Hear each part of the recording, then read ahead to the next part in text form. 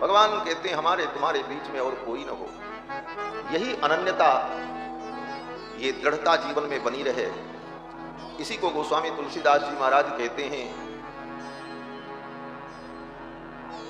कि जानकी जीवन की बलि जई हो, जानकी जीवन की बलि जई हो, श्रवणन और कथा नहीं सुनी हो, रसना और न गई हो, रुकी हो नयन बिलोकत और ही, शीश ईश ही नहीं हो, जानकी जीवन की बलि जई हो। जानकी जीवन की बलि जई हो, जानकी जीवन की बलि जई हो, जीवन की बलि जई हो, जानकी जीवन की बलि जई हो, जानकी जीवन की बलि जई हो, जानकी जीवन की बलि जई हो।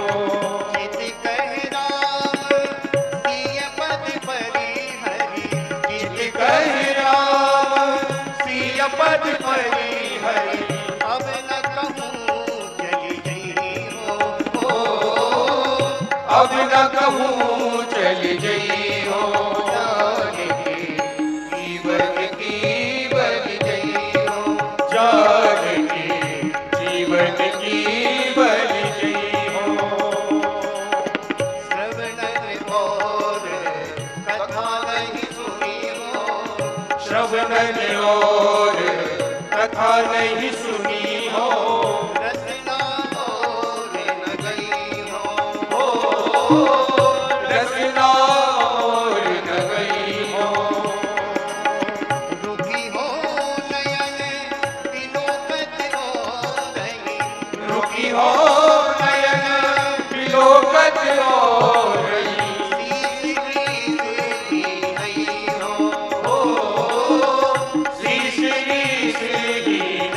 हो, जानकी जीवन की बलि जई हो, जानकी जीवन की बलि जई हो। ना तो नेह नाथ सो करी सब, ना तो नेह नाथ सो करी सब, ना तो नेह नाथ सो करी सब, ना तो नाथ सो करी सब, ना तो नेह बहई हो, ना तो नेह बहई हो, यह झर भारी ताहि तुलसी जग, यह झर भारी ताहि तुलसी जग, जागो दासी कहई हो, जागो कहई हो, जानकी जीवन की बलि जई हो, जानकी जीवन की बलि जई हो, जानकी जीवन की बलि जई, जीवन की बलि, जीवन की बलि जई। यह अनन्यता अपने आराध्य भगवान श्री हरि को छोड़कर अन्यत्र हमारा मन न जाए और भगवान में हमारी दृढ़ निष्ठा बनी रहे, ये अनन्यता। बोले महाराज भगवान बड़ी देर में कृपा करते हैं, बाकी देवता बड़े जल्दी प्रसन्न होकर के हमारी कामना को पूर्ण कर देते हैं। बोले ये बात तो है, भगवान को प्रसन्न करना बड़ा कठिन होता है, लेकिन बाकी देवता प्रसन्न हो जाएं, इसके बाद वो सदा प्रसन्न रहेंगे, इसकी कोई जिम्मेदारी नहीं। लेकिन भगवान, बोले भगवान एक बार प्रसन्न हो जाएं तो फिर सदा के लिए वो प्रसन्न रहते हैं, कभी भी रूठ। इसलिए इसकी चिंता छोड़कर संसार में हम कैसे रहेंगे, हमारा काम कैसे चलेगा, बोले इसकी चिंता छोड़ दो, काम बने चाहे बिगड़े, राम जी के रहो। बने तो रघुबर से बने और बिगड़े तो भरपूर, बिगड़े भी तो राम जी से बिगड़े, राम जी से बिगाड़ भी करोगे तो कल्याण हो जाएगा। रावण ने और किसी से बिगाड़ नहीं किया, राम जी से किया, परिणाम बोले रावण कुल समेत तर गए। बने तो रघुबर से बने, बिगड़े तो भरपूर, और काह सो जो बने वा बनीबे में धूल।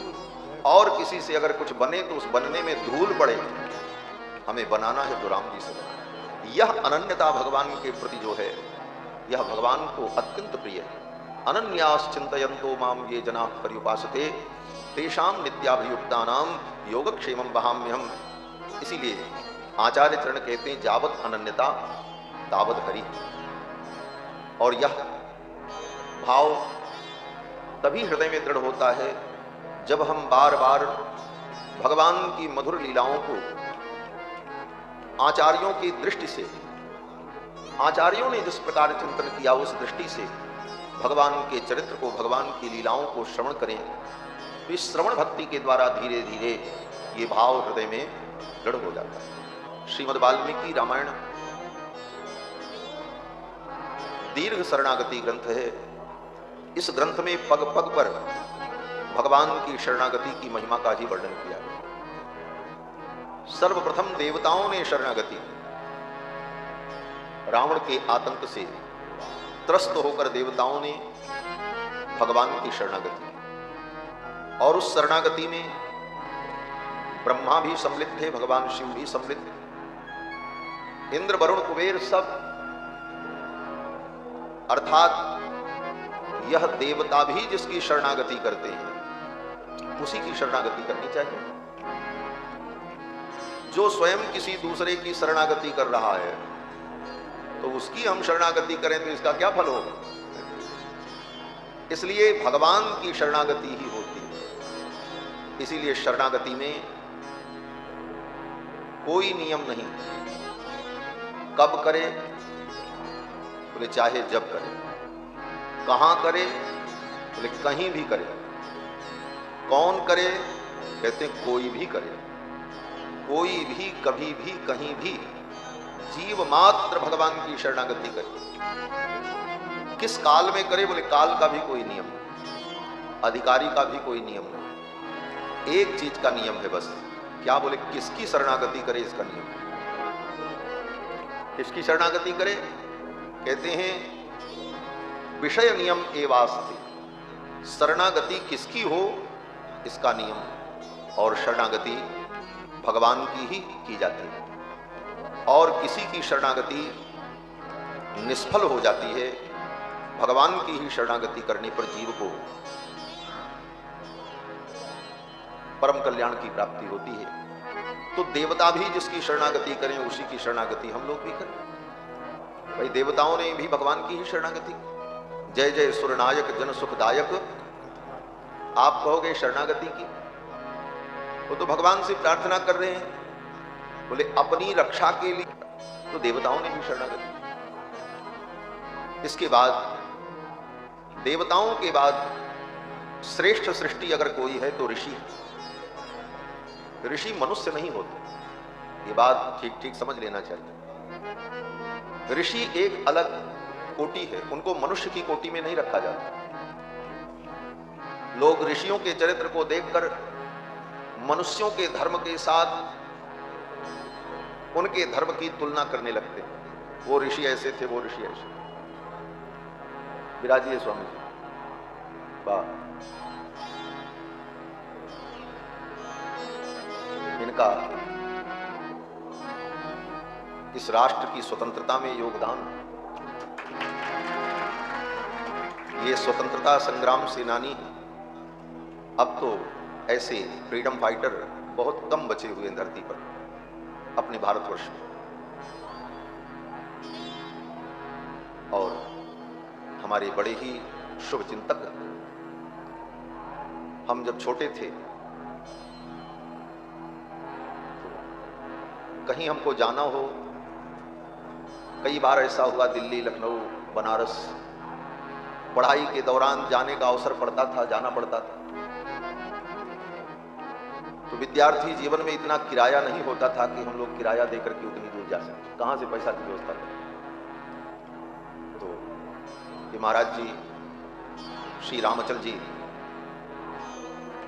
इनके पास एसी का पास, बस का पास होता था, उत्तर प्रदेश सरकार की बस का पास और ट्रेन का पास। तो हम लोग कहते थे नाना जी चलिए हमको दिल्ली में काम है, आप साथ चलिए, तो तुरंत तैयार हो जाते थे और साथ लेकर के जाते थे, और जब तक वहां रुके वो काम सब करा करके फिर साथ लेकर के आते। ऐसे किए हुए उपकार को कभी भूलना नहीं चाहिए। उपकार को याद रखना यही सनातन धर्म। कृते प्रति च कर्तव्यम एष धर्म सनातन। महर्षि वाल्मीकि कहते हैं कृते प्रति च कर्तव्यम, किसी ने आपके लिए कुछ किया है तो उसके उपकार को सदा याद रखें, और उसके लिए हमसे जो बन पड़े हम उसके लिए कर सकें, यह भावना हृदय में हो, इसी का नाम सनातन धर्म। कृते प्रति च कर्तव्यम एष धर्म सनातन। मैं निवेदन कर रहा था कि ऋषि मनुष्य की कोटि में नहीं होते, ऋषियों से देवता भी पैदा होते हैं और ऋषियों से मनुष्यों की उत्पत्ति भी होती है, और ऋषियों से अनेक प्रकार के प्रजातियों की भी उत्पत्ति होती है। आखिर राक्षस भी ऋषि से ही तो उत्पन्न हुए। पुलस्त महर्षि के पुत्र विश्वश्रवा और विश्वश्रवा का पुत्र रावण, उन्हीं ऋषियों से पशु पक्षी भी उत्पन्न हुए। महर्षि कश्यप की पत्नी विनिता देवी के गर्भ से गरुड़ जी उत्पन्न हुए, कद्रु के गर्भ से सर्प उत्पन्न हुए। तो ये ऋषि जो है ये मनुष्य नहीं। और मनुष्यों के लिए जो धर्म है वर्णाश्रम धर्म, वह धर्म ऋषियों के लिए नहीं है। ऋषि लोग जन्मजात अनेक शक्ति और ज्ञान से संपन्न एक दिव्य सृष्टि है भगवान की। इसीलिए ऋषियों को मनुष्य की कोटि में नहीं माना जाता। तो ऋषियों ने भी भगवान की शरणागति, सबसे पहले विश्वामित्र जी ने शरणागति। भगवान श्री राम अयोध्या में अवतरित हुए, उस समय जब राम जी गुरुकुल में जाकर के पढ़ करके ज्ञान संपन्न हो गए, दशरथ जी महाराज को अपने पुत्र के विवाह की चिंता हुई, तो विश्वामित्र जी राम जी को लेने आए। यहां तक के प्रसंग को कल हम सभी लोगों ने श्रवण किया था। विश्वामित्र जी आए तो अयोध्या में एक रात रुके, कल आए थे, अब आज चलेंगे। अयोध्यावास का बड़ा फल है। एक घड़ी आधो घड़ी, जैसे सत्संगति की महिमा है कि एक घड़ी आधो घड़ी, आधो में पुनियाद हो, तुलसी संगत साधु की हरे कोटि अपराध। आधा क्षण भी सत्संग कर लें तो करोड़ों करोड़ों पाप नष्ट हो जाते हैं। उसी प्रकार कोटि कल्प काशी बसे और मथुरा कल्प हजार, और एक निमिष सरयू बसे तुले न तुलसी। सरयू के तट अयोध्या में एक निमेष मात्र पलक झपकते अगर कोई वास करे तो तुले न तुलसीदास। गोस्वामी जी कहते मैं उसकी तुलना नहीं कर सकता। किससे तुलना करूं? कोटि कल्प काशी बसे, मथुरा कल्प हजार, उससे भी कहीं ज्यादा फल एक निमेष मात्र अयोध्या में रहने का, तो उसकी मैं क्या तुलना करूं? बोले फिर भी कोई तो सीमा होगी कि अयोध्यावास का परम फल क्या है। तो फिर गोस्वामी जी कहते हैं अगर यही बात है तो थोड़ा इस तरह से समझ लो कि अयोध्यावास का परम फल ये है कि अगर तुमने अयोध्यावास किया तो राम जी के प्रिय बन जाओगे। ये सबसे बड़ा फल है। अति प्रिय मोहि यहाँ के वासी, अति प्रिय मोहि यहाँ के वासी, मम धाम पुरी सुख रासी, मम धाम पुरी सुख रासी। अयोध्यावास का फल है कि हम राम जी के प्रिय हो जाएं। और क्या मिलेगा? भगवान कहते मम धाम दा। अयोध्यावास का फल है कि अयोध्यावास करने से मेरी प्राप्ति हो जाएगी और मेरे धाम की प्राप्ति हो जाएगी। मम प्राप्तिश्च धाम प्राप्तिश्च, दोनों प्राप्ति अयोध्यावास का फल कहा। मम धामदापुरी सुखदासी। विश्वामित्र जी आए और विश्वामित्र जी का ये आगमन भगवान की शरणागति ही उन असुरों से त्रस्त होकर अपने कार्य में सफलता न मिलने पर विश्वामित्र जी ने भगवान रघुनाथ जी की शरणागति अपने यज्ञ की रक्षा के लिए, अपने धर्म की रक्षा के लिए भगवान की शरण में आए। दशरथ जी महाराज ने कहा, अब मैं अपने पुत्र राम और लक्ष्मण को आपको सौंप रहा हूं, आप ही इनके माता पिता हो, ले जाओ। मेरे प्राणनाथ सुत दो, तुम मुनि पिता आन नहीं हो, आप ही इनके पिता हो, अब मैं आपको सौंप रहा हूं। दशरथ जी महाराज ने अपने पुत्र राम को, कुमार लक्ष्मण को विश्वामित्र जी को सौंप दिया। विश्वामित्र जी तो आए थे राम जी को लेने के लिए,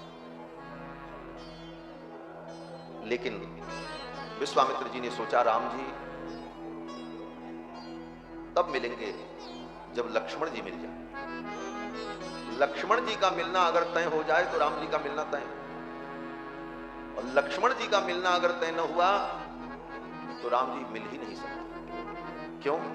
बोले लक्ष्मण जी के बिना राम जी कहीं जाते ही, लक्ष्मण जी के बिना राम जी को भूख नहीं लगती, लक्ष्मण जी के बिना राम जी भोजन नहीं ग्रहण करते, लक्ष्मण जी के बिना राम जी को नींद नहीं आती। ऐसी स्थिति में राम जी मेरे साथ तभी जाएंगे जब लक्ष्मण हमारे साथ जाए। महर्षि वाल्मीकि कहते हैं कि लक्ष्मण के बिना राम जी को नींद नहीं, नचतेन बिना निद्राम लभते पुरुषोत्तम, मृष्टमन्न उपानीतम अश्नाति नहीं तम बिना। लक्ष्मण जी के बिना भगवान भोजन भी नहीं करते। इसीलिए संपूर्ण लीला में जहां जहां राम जी वहां वहां लक्ष्मण जी। लक्ष्मण जी के बिना कभी राम जी पूरी लीला में नहीं रहे। सीता जी के बिना रहे, भरत जी के बिना रहे, हनुमान जी के बिना भी रहे, माता पिता के बिना भी रह लेते, लेकिन लक्ष्मण जी के बिना राम जी कभी नहीं। क्या ऐसी विशेषता है लक्ष्मण जी में? कहते हैं लक्ष्मण जी जीवाचार्य, जीवों के आचार्य, रामानुज, राम के अनुज, रामानुज इन्हीं का नाम है। यद्यपि देखा जाए तो रामानुज भरत जी को होना चाहिए। क्यों? बोले राम जी के बाद जन्म भरत जी का हुआ। अनुज का मतलब होता है अनु माने पश्चात और ज माने जन्म लेने वाला। अनुज, अनु माने पश्चात, ज माने जन्म, जिसका बाद में जन्म हो उसको कहते हैं अनुज। तो राम जी के बाद तो भरत जी का जन्म हुआ, तो भरत जी रामानुज होते, और भरत जी के बाद लक्ष्मण जी का जन्म हुआ तो लक्ष्मण जी भरतानुज होते। ऐसा कहना चाहिए, लेकिन सर्वत्र शास्त्रों में, रामायण में लक्ष्मण जी को ही रामानुज कहा गया। क्यों? बोले गर्भ में आगमन को लेकर सबसे पहले गर्भ में कौन आया? बोले सबसे पहले गर्भ में राम जी आए। मां कौशल्या ने जब पायस ग्रहण किया तो पहले राम जी गर्भ में आए, और मां कौशल्या के बाद जो पायस दशरथ जी ने सुमित्रा जी को दिया तो लक्ष्मण जी गर्भ में आए, और सुमित्रा जी को पायस देने के बाद कैकेयी जी को पायस मिला तब भरत जी गर्भ में आए। तो गर्भ में आने के क्रम में सबसे पहले राम जी आए, और उसके बाद तब लक्ष्मण आए, तब भरत जी आए, और तब शत्रुघ्न आए।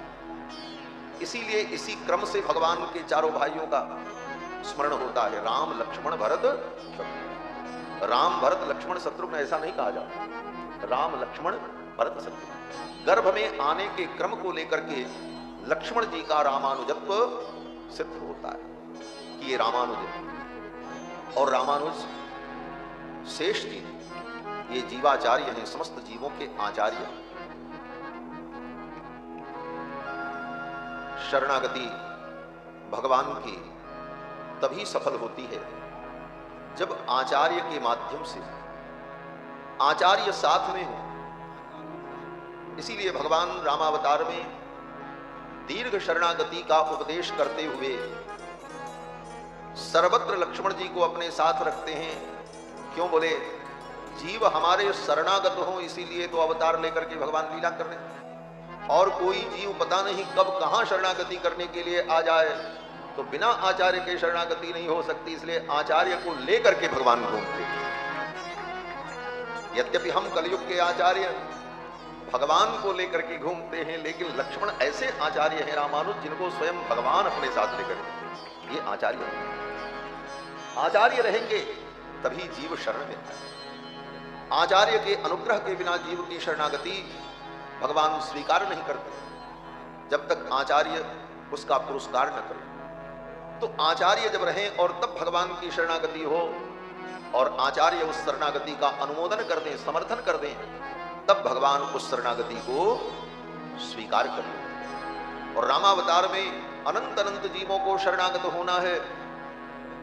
आचार्य तो श्री जी भी हैं, श्री जी भी आचार्य हैं, किशोरी जी। लेकिन श्री जी आचार्य होते हुए भी हर काल में भगवान के साथ रहें, ये संभव लीला में न हो सका। इसलिए लक्ष्मण जी को, जीवाचार्य को सर्वत्र भगवान अपने साथ ही रखते हैं। पता नहीं कौन सा जीव शरण में आ जाए तो आचार्य का अनुग्रह प्राप्त होगा और वह शरणागत हो जाए। विश्वामित्र जी इन सारे रहस्यों को जानते। महर्षि, महर्षि का मतलब ही है जो मंत्रों के दृष्टा हो, तत्व को जानने वाले हों, उन्हीं को तो महर्षि कहा जाता है। और विश्वामित्र जी इस रहस्य को जानते हैं, इसीलिए विश्वामित्र जी ने राम जी को बाद में मांगा, पहले लक्ष्मण जी को मांगा। विश्वामित्र जी यही कहते हैं, अनुज समेत देहु रघुनाथ। अनुज समेत लक्ष्मण के सहित राम जी को आप दीजिए, खाली राम जी को हम नहीं ले जाए। और लक्ष्मण के सहित राम जी को मांगा। दशरथ जी महाराज ने सौंप दिया। विश्वामित्र जी ने कहा, राम जाओ, जाकर के अपनी माताओं को प्रणाम करो और चलो। दोनों भाई गए, जाकर के मां कौशल्या को, सुमित्रा को, महारानी कैकेयी को, माताओं को प्रणाम किया। जब प्रणाम करने गए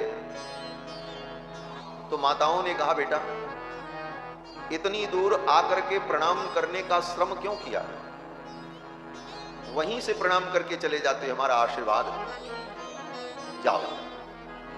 जननी भवन गए प्रभु, चले नाई पद शीश।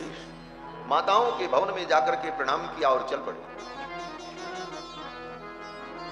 पिता से ज्यादा माता के हृदय में पुत्र के प्रति प्रेम होता है, पिता में भी होता है, लेकिन पुत्र से कहीं ज्यादा ममता मां के हृदय में होती है। पिताजी ने तो अपने पुत्र राम को देने में इतनी बहस की विश्वामित्र जी से, हम सब दे देंगे, प्राण ले लो, लेकिन मैं अपने राम को नहीं दूंगा, राघव को मैं न दूंगा, मुनिनाथ मरते मरते। दशरथ जी ने कहा, मैं मर जाऊंगा लेकिन अपने राम को नहीं दूंगा। राघव को मैं न दूंगा, मुनिनाथ मरते मरते, मुनिनाथ मरते मरते, मेरे प्राण ना रहेंगे, मेरे प्राण ना रहेंगे। यह दान करते करते, यह दान करते करते, जल के बिना कदाचित मछली शरीर धारे, जल के बिना कदाचित मछली शरीर धारे।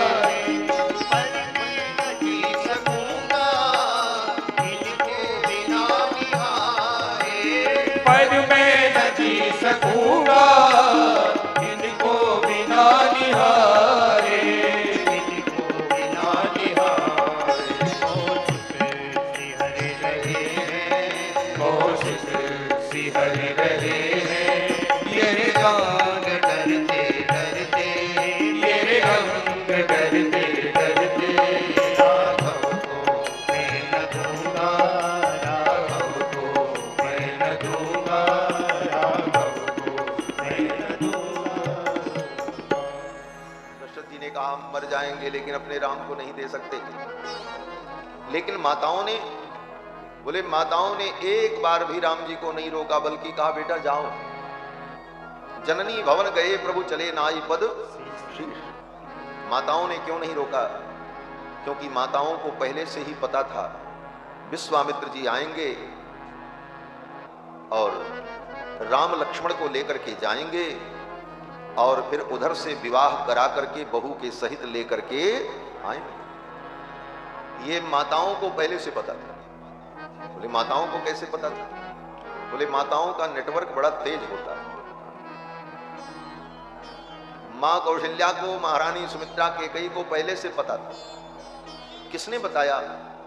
बोले भगवान शंकर एक बार ज्योतिषी बनकर के आए अयोध्या। जब रामलला सरकार छोटे थे तो ज्योतिषी बनकर के भगवान शंकर अयोध्या में आए रामलला सरकार का दर्शन करने। भगवान शंकर कभी ज्योतिषी बनकर, कभी मदारी बनकर, कभी जोगी बनकर, कभी किसी रूप में अयोध्या में आकर किसी बहाने राम जी का दर्शन करते। एक बार भगवान शंकर ज्योतिषी बनकर के आए। इस कथा का वर्णन गोस्वामी जी महाराज करते हैं कि अवध आज आगमी एक आयो, एक आगमी आए, एक ज्योतिषी जी करतल निरख कहत सब गुण गण बहुतन परिचो आयो। हाथ देख करके भूत भविष्य वर्तमान सब बता देते। और ये ज्योतिषी जी कैसे थे देखने में? तो गोस्वामी जी कहते हैं कि बूढ़ो बड़ो प्रमाणिक ब्राह्मण, बूढ़े ज्योतिषी, बूढ़ो बड़ो प्रमाणिक ब्राह्मण। जोगी और ज्योतिषी को बूढ़ा होना चाहिए।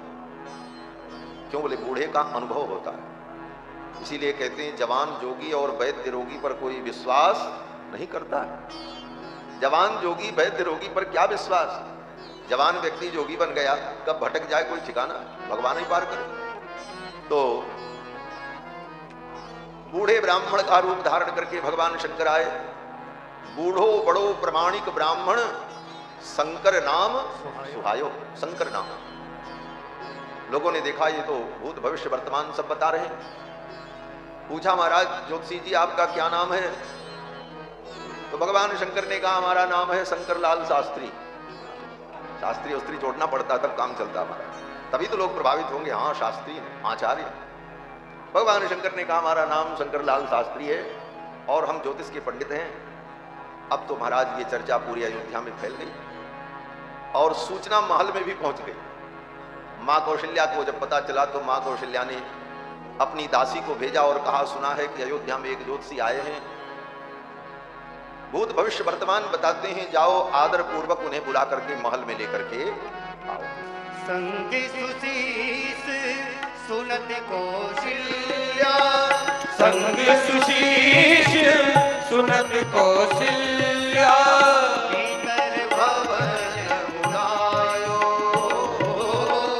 भीतर भवन मुरायो, अवध आज आगमी एक आयो, अवध आज आगमी एक आयो, अवध आज आगमी एक आयो, पाए पखारे पूज दियो आसन, पाए पखारे पूज दियो आसन, असल बसल पहिरायो, असन बसल पहिरायो, मेरे चरण चार चारो सुख, मेरे चरण चार चारो सुख, माथे हाथ दिवायो, माथे हाथ दिवायो, अवध आयो आगमी एक आयो, अवध आज आगमी एक आयो, अवध आज आगमी। ज्योतिषी जी महाराज पधारे। मैया कौशल्या ने महल में बुलाया, चरण धोया, आसन दिया, असन बसन पहिरायो, भोजन कराया, बढ़िया चादर उड़ाई, दक्षिणा दी और फिर अपने चारों पुत्रों को ज्योतिषी जी के चरणों में प्रणाम करवाया। मैया ने कहा गुरुजी मेरे लाला का कुछ भविष्य बताओ। भगवान शंकर ने कहा मैया पहले भूतकाल की बात बता दूं तब भविष्य बताऊंगा। ज्योतिषी लोगों का यही काम होता, पहले भूतकाल की बात बताते, ऐसा कभी हुआ था, और वो बात अगर सही हो गई तो सामने वाले को विश्वास हो जाता, अरे ये तो सब जानते हैं। भगवान शंकर ने भी पहले भूतकाल की बात बताई। क्या बताई? बोले जन्म प्रसंग कहो कौशिक मिश्र, इनका जन्म कैसे हुआ, ये कैसे पैदा हुए, वो सब कहानी बताई। इनको प्राप्त करने के लिए महाराज ने अश्वमेध यज्ञ किया, फिर पुत्र कामेष्टि यज्ञ किया, श्रृंगी ऋषि आए, ऐसे ऐसे हुआ। सब सुन करके मां कौशल्या विश्वस्त हो गई। भगवान शंकर ने कहा अब क्या पूछना है, भविष्य पूछो। मां कौशल्या ने कहा एक ही भविष्य में जानना चाहती हूं, मेरे लाला का विवाह कब होगा और कहां होगा। भगवान शंकर ने कहा मैया जब ये 12 वर्ष के हो जाएंगे तो एक महर्षि आएंगे जिनका नाम विश्वामित्र, और वो राम लक्ष्मण को लेकर के अपने यज्ञ की रक्षा के लिए जाएंगे और फिर वहां से इन्हें मिथिला ले जाएंगे और मिथिला में इनका विवाह होगा और फिर विवाह के पश्चात बहू के सहित लौट करके आएंगे। मां कौशल्या प्रसन्न हो गई। जन्म प्रसंग कहो कौशिक मिश्र, जन्म प्रसंग कहो कौशिक मिश्र, स्वयंवर गायो, सिय स्वयंवर गायो। राम भरत रिपु धवन लखन को, राम भरत रिपु धवन लखन को, जय सुख सुजय सुनायो, जय सुख सुजय से सुनायो। अवध राज आगमी एक आयो, अवध राज आगमी एक आयो, अवध राज आगमी एक आयो, अवध राज मां कौशल्या को पहले से ही पता था विश्वामित्र जी आएंगे, ले जाएंगे, छोरों का ब्याह करा देंगे, इसलिए मां कौशल्या ने कि कई सुमित्रा ने कहा हाँ बेटा जाओ विदा कर दो। राम लक्ष्मण विश्वामित्र जी के साथ चल पड़े। क्या वेश है भगवान श्री सीता राम जी का। कहते हैं कि अनुजग मुतुर क्षुद्रौ पितामहमिवास्विनौ। विश्वामित्र जी के पीछे पीछे राम जी चल रहे हैं, लक्ष्मण चल रहे हैं, तो कैसे लग रहे हैं। महर्षि वाल्मीकि कहते हैं जैसे ब्रह्मा जी आगे आगे चल रहे हो और उनके पीछे अश्वनी कुमार चल रहे हैं। दोनों अश्वनी कुमार जो देवता हैं जब ब्रह्मा जी के साथ चलते हैं तो जो शोभा होती है। पितामहमिवास्विनौ अनुयातौ श्रियादीप्तौ शोभयन्तावनिन्दितौ। अद्भुत श्री, अद्भुत कांति हो रही है दोनों कुमारों की। आगे आगे विश्वामित्र जी, पीछे पीछे राम लक्ष्मण धनुष बाण लिए हुए। बद्ध गोधांगुलित्राणौ खंगवंतौ महाद्युति। ये राम जी की कैसी झांकी। बोले बाल रूप तो है लेकिन वेश एक वीर का, सुंदर कांच लगा करके पीतांबर धारण किए हुए, ऊपर सुंदर बगलबंदी कंचुक धारण किए हुए, गले में हार आभूषण, कंधे पर अक्षय तूणीर बंधा हुआ, कंधे पर धनुष, कमर में लगी हुई तलवार, और बद्ध गोधांगुलित त्राणु, हाथों में उंगलियों में गोधा के चर्म से बने हुए अंगुलित त्राण को धारण किए। बद्ध गोधांगुलित त्राणु।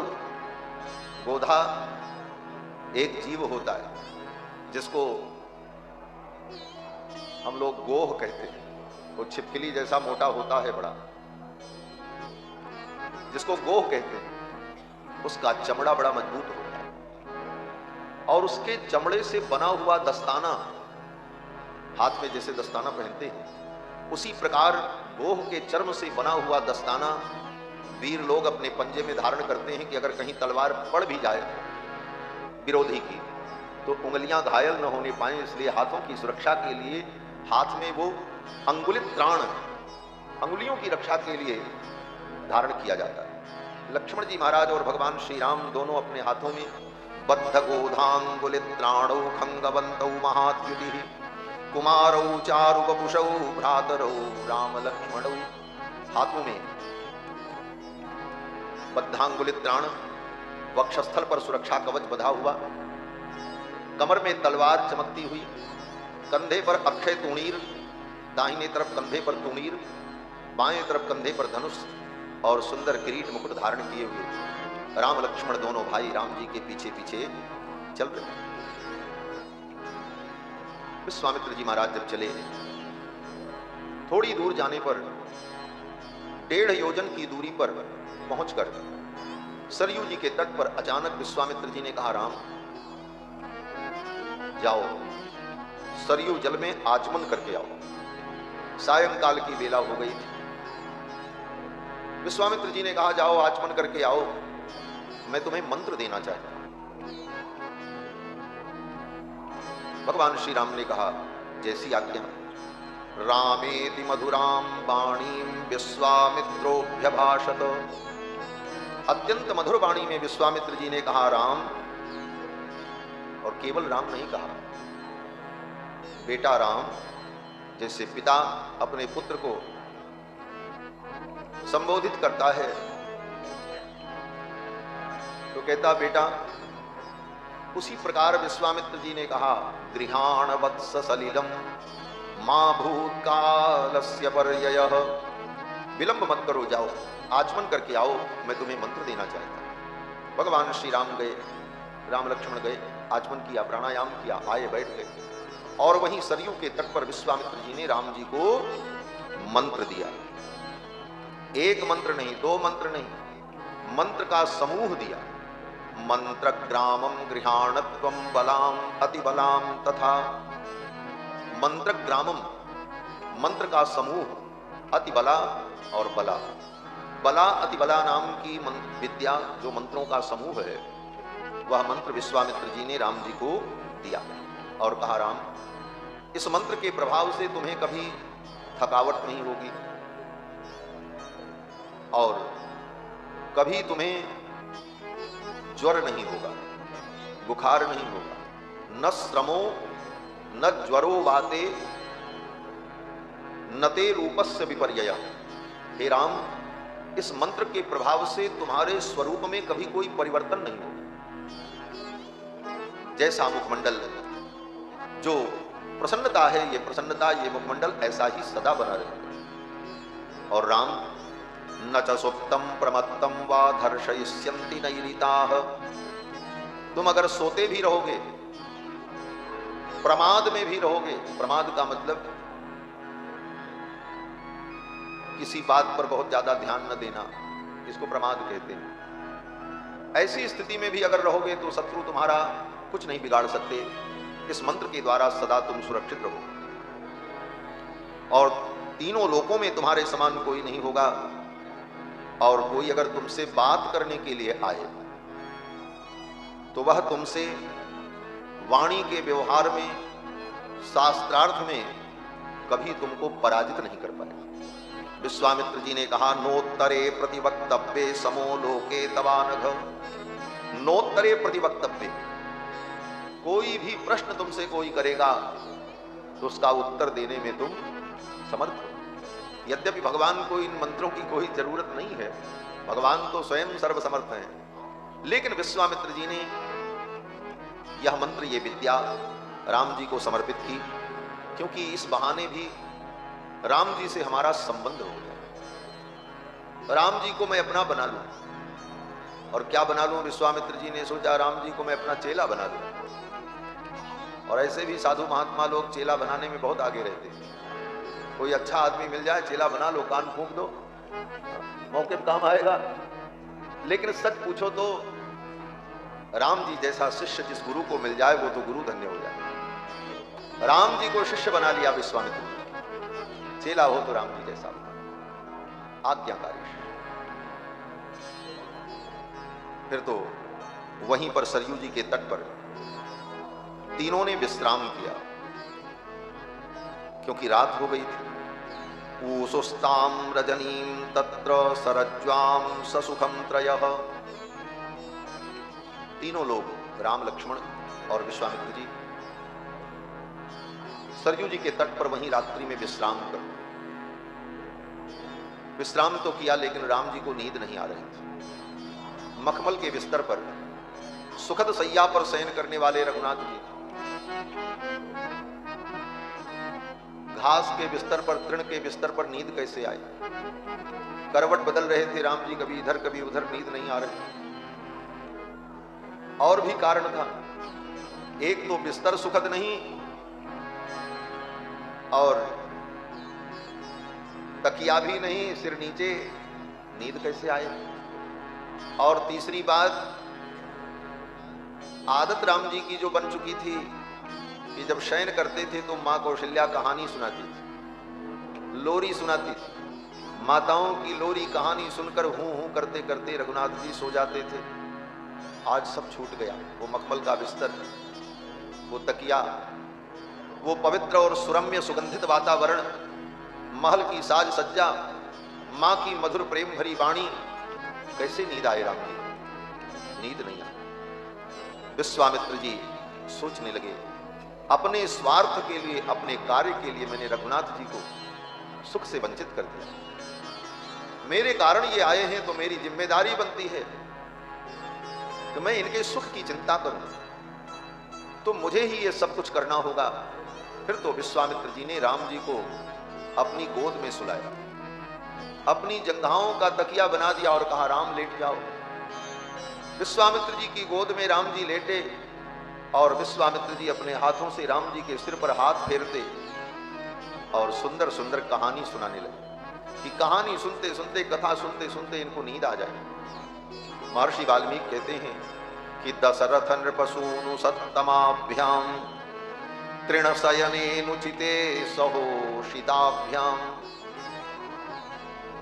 दशरथ नृपसूनु सत्तमाभ्याम, चक्रवर्ती सम्राट महाराज दशरथ के पुत्र हैं राम लक्ष्मण, राजकुमार, और सोए कहां हैं? बोले तृण के बिस्तर पर। महर्षि वाल्मीकि कहते हैं ये बिस्तर अनुचित है।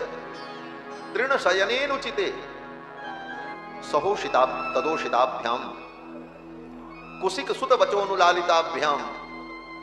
विश्वामित्र जी ने अपने वचनों से, अपनी वाणी से राम और लक्ष्मण का लाड किया। लाड माने दुलार।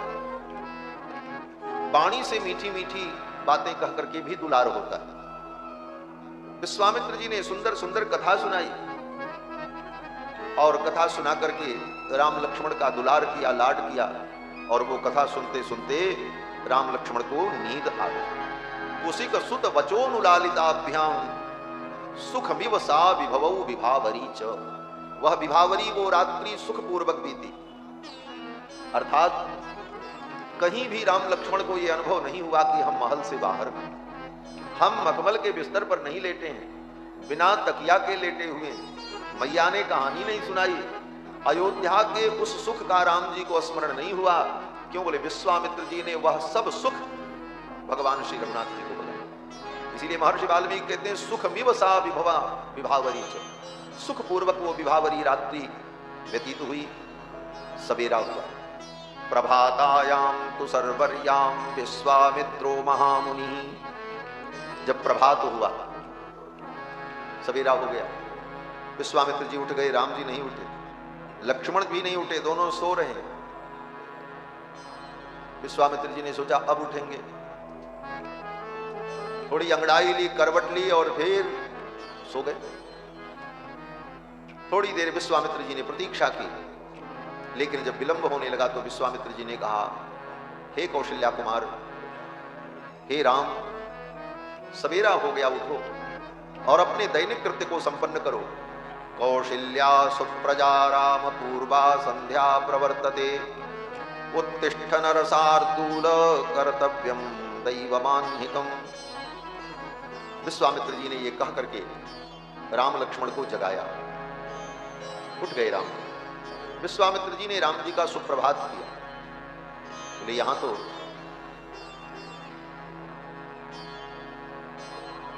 उचित यह था कि विश्वामित्र जी के पहले राम जी उठ जाते। सेवक को स्वामी से पहले जगना पड़ता, तभी वो सेवा कर पाता। स्वामी से पहले जग जाए और फिर स्वामी के शयन करने के बाद शयन करे, ये सेवा में अनिवार्य है, तभी वो सेवा कर पाता है। राम जी मर्यादा पुरुषोत्तम हैं, लेकिन आज राम जी सोते रह गए और विश्वामित्र जी उनको जगा दिए। राम जी भी उठ जाते, लेकिन राम जी जानबूझ करके सो रहे थे। क्यों? बोले जब अयोध्या में विश्वामित्र जी गए थे तो दशरथ जी ने कहा था, गुरुदेव आप मेरे राम को ले तो जाओगे, लेकिन मेरे राम अभी बालक, अभी 16 वर्ष के भी नहीं हुए, और शाम होते ही इनको नींद आ जाती है, सूर्यास्त होते ही इनके नेत्र कमल बंद हो जाते हैं, इनको नींद आ जाती है, और रात्रि में जब राक्षस आएंगे, असुर आएंगे तो राम जी तो सोते रहेंगे, तो आपका काम नहीं हो पाएगा। जिस कार्य के लिए आप इनको ले जाना चाहते हैं वो कार्य सिद्ध नहीं होगा। दशरथ जी ने कहा, ऊन 16 वर्षों में रामो राजीव लोचन न युद्ध योग्यता मस्य, मेरे राम के अंदर अभी युद्ध करने की योग्यता नहीं है, अभी तो ये बालक है। सूर्यास्त होने पर सो जाते हैं और सूर्योदय होता है तब तक सोते ही रहते हैं, तो आप इन्हें ले भी जाओगे तो आपका काम नहीं होगा। ये बात दशरथ जी ने विश्वामित्र जी से कही थी। राम जी ने सोचा, अगर मैं गुरु जी से पहले ही ब्रह्म मुहूर्त में उठ करके बैठ जाऊं, उत्तम तो यही है, लेकिन गुरु जी मन में सोचेंगे कि राजा दशरथ झूठ बोल रहे थे। राम जी तो समय से जग जाते हैं, फिर इसका मतलब दशरथ जी ने झूठ कहा। तो राम जी ने सोचा, मेरे पिता की वाणी झूठी न हो। अपने पिता की वाणी को सत्य करने के लिए, अपने पिता की वाणी को ही सत्य करने के लिए राम जी ने अयोध्या का राज्य त्याग दिया, जंगल में गए। आज भी राम जी देर तक सोते रह गए, इसलिए कि मेरे पिताजी ने कहा है, राम सूर्योदय तक सोते हैं, तो मेरे पिता की वाणी झूठी न हो, मेरे पिता की वाणी सत्य हो जाए, तो इसलिए राम जी सूर्योदय तक सोते ही रह गए। विश्वामित्र जी को जगाना पड़ा, लेकिन आगे राम जी सावधान हो जाते। मिथिला पहुंचते पहुंचते राम जी सावधान हो गए, गुरु जी से पहले ही उठ करके बैठ जाते। गुरुते पहले जगतपति जागे राम सुजान, सकल सोच करी जाई नहाए, नित्य निवाहि गुरु ही सिरुनाए। विश्वामित्र जी ने राम जी को जगाया और फिर सरयू में स्नान करके संध्या वंदन किया, गायत्री का जप किया। जेपतु परमम जपम, संध्योपासन, सूर्यर्घ, गायत्री जप, अनुष्ठान जो नित्य कर्म है, उन नित्य कर्मों को संपादित किया। और विश्वामित्र जी भगवान श्री राम लक्ष्मण को लेकर वहां से आगे चले। जब आगे चले तो रास्ते में जहां कहीं कोई सरोवर दिखाई पड़ता तो राम जी उस सरोवर में घुस जाते, कमल का फूल तोड़ने लग गए। विश्वामित्र जी बुलाते, राम इधर आओ, इधर आओ, उधर मत जाओ, पानी गहरा होगा। जैसे बच्चों को संभालना पड़ता है, उसी प्रकार विश्वामित्र जी सतत सावधान होकर राम लक्ष्मण को संभालते हुए जा रहे हैं। कहीं रास्ते में कोई टीला पड़े, कोई पत्थर दिखाई पड़े, शिला दिखाई पड़े, तो राम जी उस पर चढ़ जाते और चढ़ करके वहां का नजारा देखने लग जाते। विश्वामित्र जी कहते, राम नीचे उतरो, पैर सरक जाएगा, चोट लग जाएगी। थोड़ा रोष मुद्रा में विश्वामित्र जी महाराज डांट करके बुला लेते। इस तरह अपनी लीला से आनंद प्रदान करते हुए भगवान श्री राम और कुमार लक्ष्मण विश्वामित्र जी के साथ जा रहे हैं। इस झांकी का सुंदर वर्णन गोस्वामी तुलसीदास जी ने किया। ऋषि संग हरसि चले दो भाई, ऋषि संग हरसि चले दो भाई, ऋषि संग हरसि चले दो भाई, ऋषि संग हरसि चले दो भाई, ऋषि संग हरसि चले दो भाई, ऋषि संग हरसि चले दो भाई। बैठत सरली सिलनि चढ़ चितवनी, बैठत सरली सिलनि चढ़ चितवनी, खग मृग बन रुचिराई, ऋषि संग खग मृग बन रुचिराई, ऋषि संग सादर सभय सप्रेम पुलक मुनि, साधर सभय सप्रेम पुलक मुनि, पुनि पुनि लेत बुलाई, ऋषि संग पुनि चले दो भाई, ऋषि संग हरसि चले दो भाई। हर्ष चले दो भाई, चले तो हर्ष चले दो भाई। पैठत सरनी सिलन चढ़ चितवनी। कोई सरोवर दिखाई पड़ जाए तो राम जी घुस करके कमल तोड़ने लग जाए। सिलन चढ़ चितवनी, पत्थर की शिला पर चढ़ करके वहां का नजारा देखने लगे। खग मृग बन रुचिराई, सादर सभय सप्रेम पुलक मुनि, पुनि पुनि लेत बुलाई। विश्वामित्र जी बार बार बुलाते, राम इधर आओ, इधर से चलो, उधर मत जाओ। ऐसी साज संहार करते हुए विश्वामित्र जी राम लक्ष्मण को लेकर के चले। जहां पर सरयू और गंगा का संगम हो रहा था वहां पहुंच गए। दोनों नदियों के जल के मिलने से आवाज निकल रही थी, हर हर हर हर की आवाज, दोनों धाराएं मिल रही थी।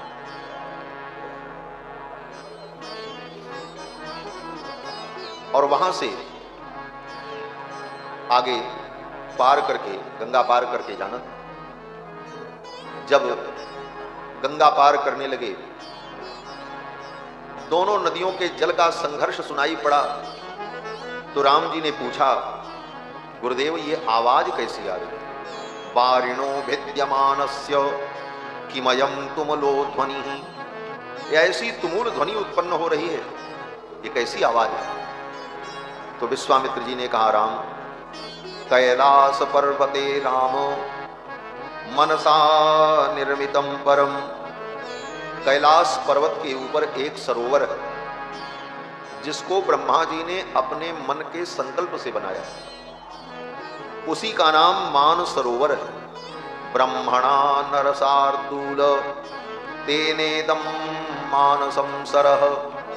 ब्रह्मा ने अपने मन के संकल्प से कैलाश पर्वत के ऊपर एक सरोवर बनाया और उस सरोवर से एक नदी प्रकट हुई। सरोवर से प्रकट हुई इसलिए उसका नाम सरयू पड़ा। सरः प्रवृत्ता सरयू, वही ये सरयू नदी है। पुण्या ब्रह्म सरच्युता, ये परम पुण्यमयी सरयू ब्रह्म सरोवर से, मान सरोवर से निकलने वाली। यहां पर जाह्नवी अभिवर्तते, जाह्नवी गंगा के साथ इनका मिलन हो रहा है। और दोनों नदियों के मिलने से जो ध्वनि हो रही है वही ये नाद है। जब बहते हुए जल प्रवाह को नदी क्यों कहते? गंगा नदी, जमुना नदी, सरयू नदी। नदी का मतलब ही होता है नदति इति नदी। जिस जल प्रवाह में नाद उठता उसको कहते नदी। नाद माने ध्वनि। जब जल बहता है तो हर हर हर हर घर घर घर घर सर सर सर सर घड़ घड़ घड़ घड़ अनेक प्रकार की जो आवाज होती है जल के प्रवाह में, क्योंकि प्रवाह इतना तेज रहता है तभी आवाज होती। धीरे धीरे बहे तो उसमें कोई आवाज नहीं होती। तो जल प्रवाह में जो ध्वनि होती है उस ध्वनि के कारण उस बहते हुए जल प्रवाह को नदी कहा जाता है। नदति इति नदी। तो दोनों नदियों के नाद को सुनकर राम जी ने पूछा, विश्वामित्र जी ने परिचय दिया। फिर गंगा पार करके आगे बढ़े। जब आगे बढ़े तो एक वन पड़ा, जंगल। उस जंगल में कुछ भग्नावशेष दिखाई पड़ रहे थे। जंगल तो था लेकिन कहीं कहीं कुछ खंडहर दिखे, कुछ मार्ग भी दिखा, कुछ टूटे हुए अनेक प्रकार के अवशेष दिखाई पड़े। तो राम जी ने पूछा, गुरुदेव ये बड़ा विचित्र वन है, लगता है यहां पर पहले कोई नगर था। इस वन का क्या नाम है? तो विश्वामित्र जी ने कहा, राम मलदाश्च करूषाश्च देव निर्माण निर्मितौ। मलद और करूष नाम के दो महान जनपद देवताओं के द्वारा निर्मित है। देवताओं ने इस नगर को सजाया था। देवताओं ने आकर के धरती पर इस नगर को क्यों सजाया? तो कहते हैं, पुरा वृत्रपधे राम मलेन समभिप्लुतम शुधा चैव सहस्राक्षम ब्रह्म हत्या समाविशत। जब इंद्र ने वृत्रासुर का वध किया, तो वृत्रासुर के वध करने पर इंद्र को ब्रह्म हत्या लग गई। ब्रह्म हत्या महापाप। इंद्र ने वृत्रासुर का वध किया, इंद्र को ब्रह्म हत्या लग गई, और उसके परिणाम स्वरूप इंद्र का पूरा शरीर काला पड़ गया। ब्रह्म हत्या के मल से, उस पाप से देवराज इंद्र का संपूर्ण शरीर काला पड़ गया। उनके आभूषण, उनके वस्त्र जो थे वो सब मलिन हो गए। उनके अंदर जो तेज था वह तेज तिरोहित हो गया। तब सभी देवताओं ने कहा इनमें जो ब्रह्म हत्या लगी है उस ब्रह्म हत्या का विमोचन किया जाए। तमिंद्रम मलिनम देवा ऋषयश्च तपोधनाः। ऋषियों ने और देवताओं ने इंद्र को लाकर यहीं पर मंत्र पढ़ करके कलश के जल से स्नान कराया, अभिषेक किया। कलशै स्नापयामासुर्मलम चास्य प्रमोचयन्। यहीं पर लाकर के इंद्र का अभिषेक करके ऋषियों ने और देवताओं ने उनकी ब्रह्म हत्या को धुला। ब्रह्म हत्या धुल गई। इंद्र जो है अपने दिव्य रूप को प्राप्त हो गए। तो इंद्र को बड़ी प्रसन्नता हुई। इंद्र ने कहा यह बड़ा समृद्धशाली नगर होगा और इसका नाम मलद और करुष होगा। तो मलद और करुष नाम की ये जनपद, देवताओं ने उस जनपद को सुंदर सजाया था, लेकिन यहां पर ताड़का नाम की एक यक्षिणी आ गई, और उस यक्षिणी ने, ताड़का ने यहां पर रहने वाले सभी लोगों को मार डाला। पूरा नगर समाप्त हो गया, सबको मार करके खा गई। अब इसी जंगल में वो स्वच्छंद होकर के रहती है, और राम इसी रास्ते से हमको तुमको चलना भी है, और वो कहीं से भी आ सकती है। इसलिए हे राम, ताटका नाम भद्रम ते भार्या सुंदस्य धीमतः। सुंद नाम के असुर की भार्या ताड़का यहां पर रहती है। मारीचो राक्षस पुत्रो यस्या शक्र पराक्रमः। और उस ताड़का का जो पुत्र है उसका नाम मारीच है, जो इंद्र के समान बलवान है। इसलिए हे राम सावधान हो जाओ। सेयम पंथानमावृत्य वसत्यत्यर्ध योजने। इसी रास्ते में 18 किलोमीटर के बीच में वो रहती है, और वो कहीं से भी आ सकती है। भगवान श्री राम ने अपने धनुष पर प्रत्यंचा चढ़ा ली। विश्वामित्र जी ने कहा राम, अगर ताड़का आ जाए तो उसे मार देना, दया मत करना। नहीं ते स्त्री वध कृते घृणा कार्या नरोत्तम। हे नरोत्तम, हे पुरुषोत्तम, स्त्री समझ करके उसके ऊपर दया मत करना, घृणा मत करना। घृणा माने दया। घृणा का अर्थ होता है दया, लेकिन आजकल घृणा का अर्थ बदल गया। लोग कहते हैं महाराज हमको इनसे घृणा हो, जुगुप्सा हो। शब्दों का भी बड़ा विज्ञान है। धीरे धीरे समय बीतने पर लाखों वर्षों में शब्द में अनेक परिवर्तन आ जाते हैं। शब्दों का अर्थ कहीं पर संकुचित हो जाता है, कहीं पर उन शब्दों का अर्थ विस्तृत भी हो जाता है, कभी कभी उन शब्दों के वर्णों में व्यत्यास भी हो जाता है, उल्टा भी हो जाता है, वर्ण विपर्यय भी हो जाता है, और ये लाखों वर्ष में होता है। और फिर धीरे धीरे उस शब्द की सत्ता उस रूप में मान ली जाती है। जैसे सिंह शब्द है, सिंह शब्द में पहले कहते हैं सिम, फिर कहते हैं ह, सिंह। लेकिन ह पहले था, स बाद में था। हिंस, लेकिन हिंस शब्द जो है वर्ण विपर्यय होकर के जो स बाद में था वो पहले आ गया और ह पीछे चला गया, तो क्या हो गया? सिंह। हिंस मतलब जो हिंसा करता है उसको कहते हैं हिंस, और हिंस ही बिगड़ करके हो गया सिंह। ऐसे ही कितने शब्दों में परिवर्तन लाखों वर्षों में हुआ। ये घृणा शब्द का भी अर्थ दया होता, लेकिन घृणा का अर्थ आज दूसरा है। लोग कहते हैं महाराज हमको इनसे घृणा हो गई, इनसे जुगुप्सा हो गई। लेकिन यहां रामायण में महर्षि वाल्मीकि कहते हैं, विश्वामित्र जी राम जी से कहते हैं, राम ताड़का के ऊपर घृणा मत करना, दया मत करना, इसे मार देना। राम जी ने कहा ठीक। कई बार कहा विश्वामित्र जी ने। तब राम जी ने देखा अब ताड़का का वध कर ही देना चाहिए। और ताड़का का वध क्यों करना? भगवान श्री राम कहते हैं, गुरुदेव आप जो कहेंगे वो मैं करूंगा। सोहम पितुर्वचः श्रुत्वा शासनात् ब्रह्मवादिनः करिष्यामि न संदेहस्ताटकावधमुत्तमम्। राम जी ने कहा, गुरुदेव आप संदेह न करें। क्या विश्वामित्र जी को राम जी पर संदेह हो रहा था कि राम जी को यह कहना पड़ा कि गुरु जी आप हम पर संदेह न करो? बोले संदेह तो नहीं था विश्वामित्र जी को, राम जी पर भरोसा है। लेकिन विश्वामित्र जी ने सोचा राम मर्यादा पुरुषोत्तम है, कहीं ये मर्यादा के चक्कर में पड़ गए कि स्त्री के ऊपर हाथ कैसे उठाएं, यह न करें। करिष्यामि न संदेहस्ताटकावधमुत्तमम्, मैं ताटका का वध करूंगा, इसमें संदेह नहीं। राम जी कहते हैं कि ताड़का को मैं इसलिए मारूंगा कि गऊ का, ब्राह्मण का और देश का हित हो। यही राम जी ने विश्वामित्र जी से कहा।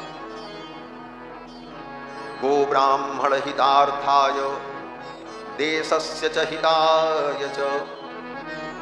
राम जी कहते हैं, गुरुदेव मैं ताड़का को मारूंगा, लेकिन किस लिए? बोले गऊ, ब्राह्मण और देश, इन तीन के लिए मैं ताड़का को मारूंगा। और गऊ ब्राह्मण के लिए तो भगवान का अवतार ही हुआ। विप्रधेनु सुरसंत हित लीन मनुज अवतार। भगवान कहते हैं गऊ की रक्षा के लिए और ब्राह्मण की रक्षा के लिए और देश की रक्षा के लिए इस ताड़का को मैं मार दूंगा। तब चैवा प्रमेयस्य वचनम कर्तुमुद्यतः, आपके वचन का मैं पालन करूंगा। और ये कहते हुए राम जी ने अपने धनुष की डोरी को पकड़ करके कस करके खींचा। एवमुक्त्वा धनुर्मध्ये बद्ध्वा मुष्टिमरिंदमः। अरिंदमः, अपने शत्रुओं का दमन कर देने वाले शत्रु संहारक श्री राम जी ने धनुष की ज्या को, उस धनुष की डोरी को पकड़ा और पकड़ करके ऐसे, और उस शब्द को सुनकर, राम जी के धनुष की टंकार को सुनकर के ताड़का दौड़ पड़ी। सो रही थी, उसकी नींद खुल गई। कौन आ गया मेरे जंगल में? और गर्जना करती हुई दौड़। जब दौड़ी ताड़का को आते हुए देखा, ताम दृष्ट्वा राघव क्रुद्धाम विकृताम विकृताननाम प्रमाणेनातिवृद्धाम च लक्ष्मणम सोऽभ्यभाषत। बड़ी विकराल थी महाराज, और क्रोध में तमतमाती हुई आ रही थी। विकृताम विकृताननाम, और उसका मुख भी बड़ा भयानक। विकृत आननाम, पकौड़ा जैसी नाक, उल्लू जैसी आंख। अब वो समझ लो कैसी भयानक रही हो। ताड़का जब आई तो राम जी ने कहा, पश्य लक्ष्मण यक्षिण्या भैरवम दारुणम बपुः। हे लक्ष्मण देखो देखो, कैसा भयानक रूप है इस यक्षिणी का। भृत्येरं दर्शनादस्या भीरूणाम हृदयानि च। इसका स्वरूप इतना भयानक है कि कमजोर दिल का आदमी हो तो उसका हार्ट फेल हो जाए। राम जी कहते हैं, लक्ष्मण जो भीरू लोग होंगे, डरपोक लोग होंगे, जिनको डरपोक कहा जाता है, ऐसे भीरू लोगों के हृदय को विदीर्ण कर देने वाला इसका भयानक रूप। अब तो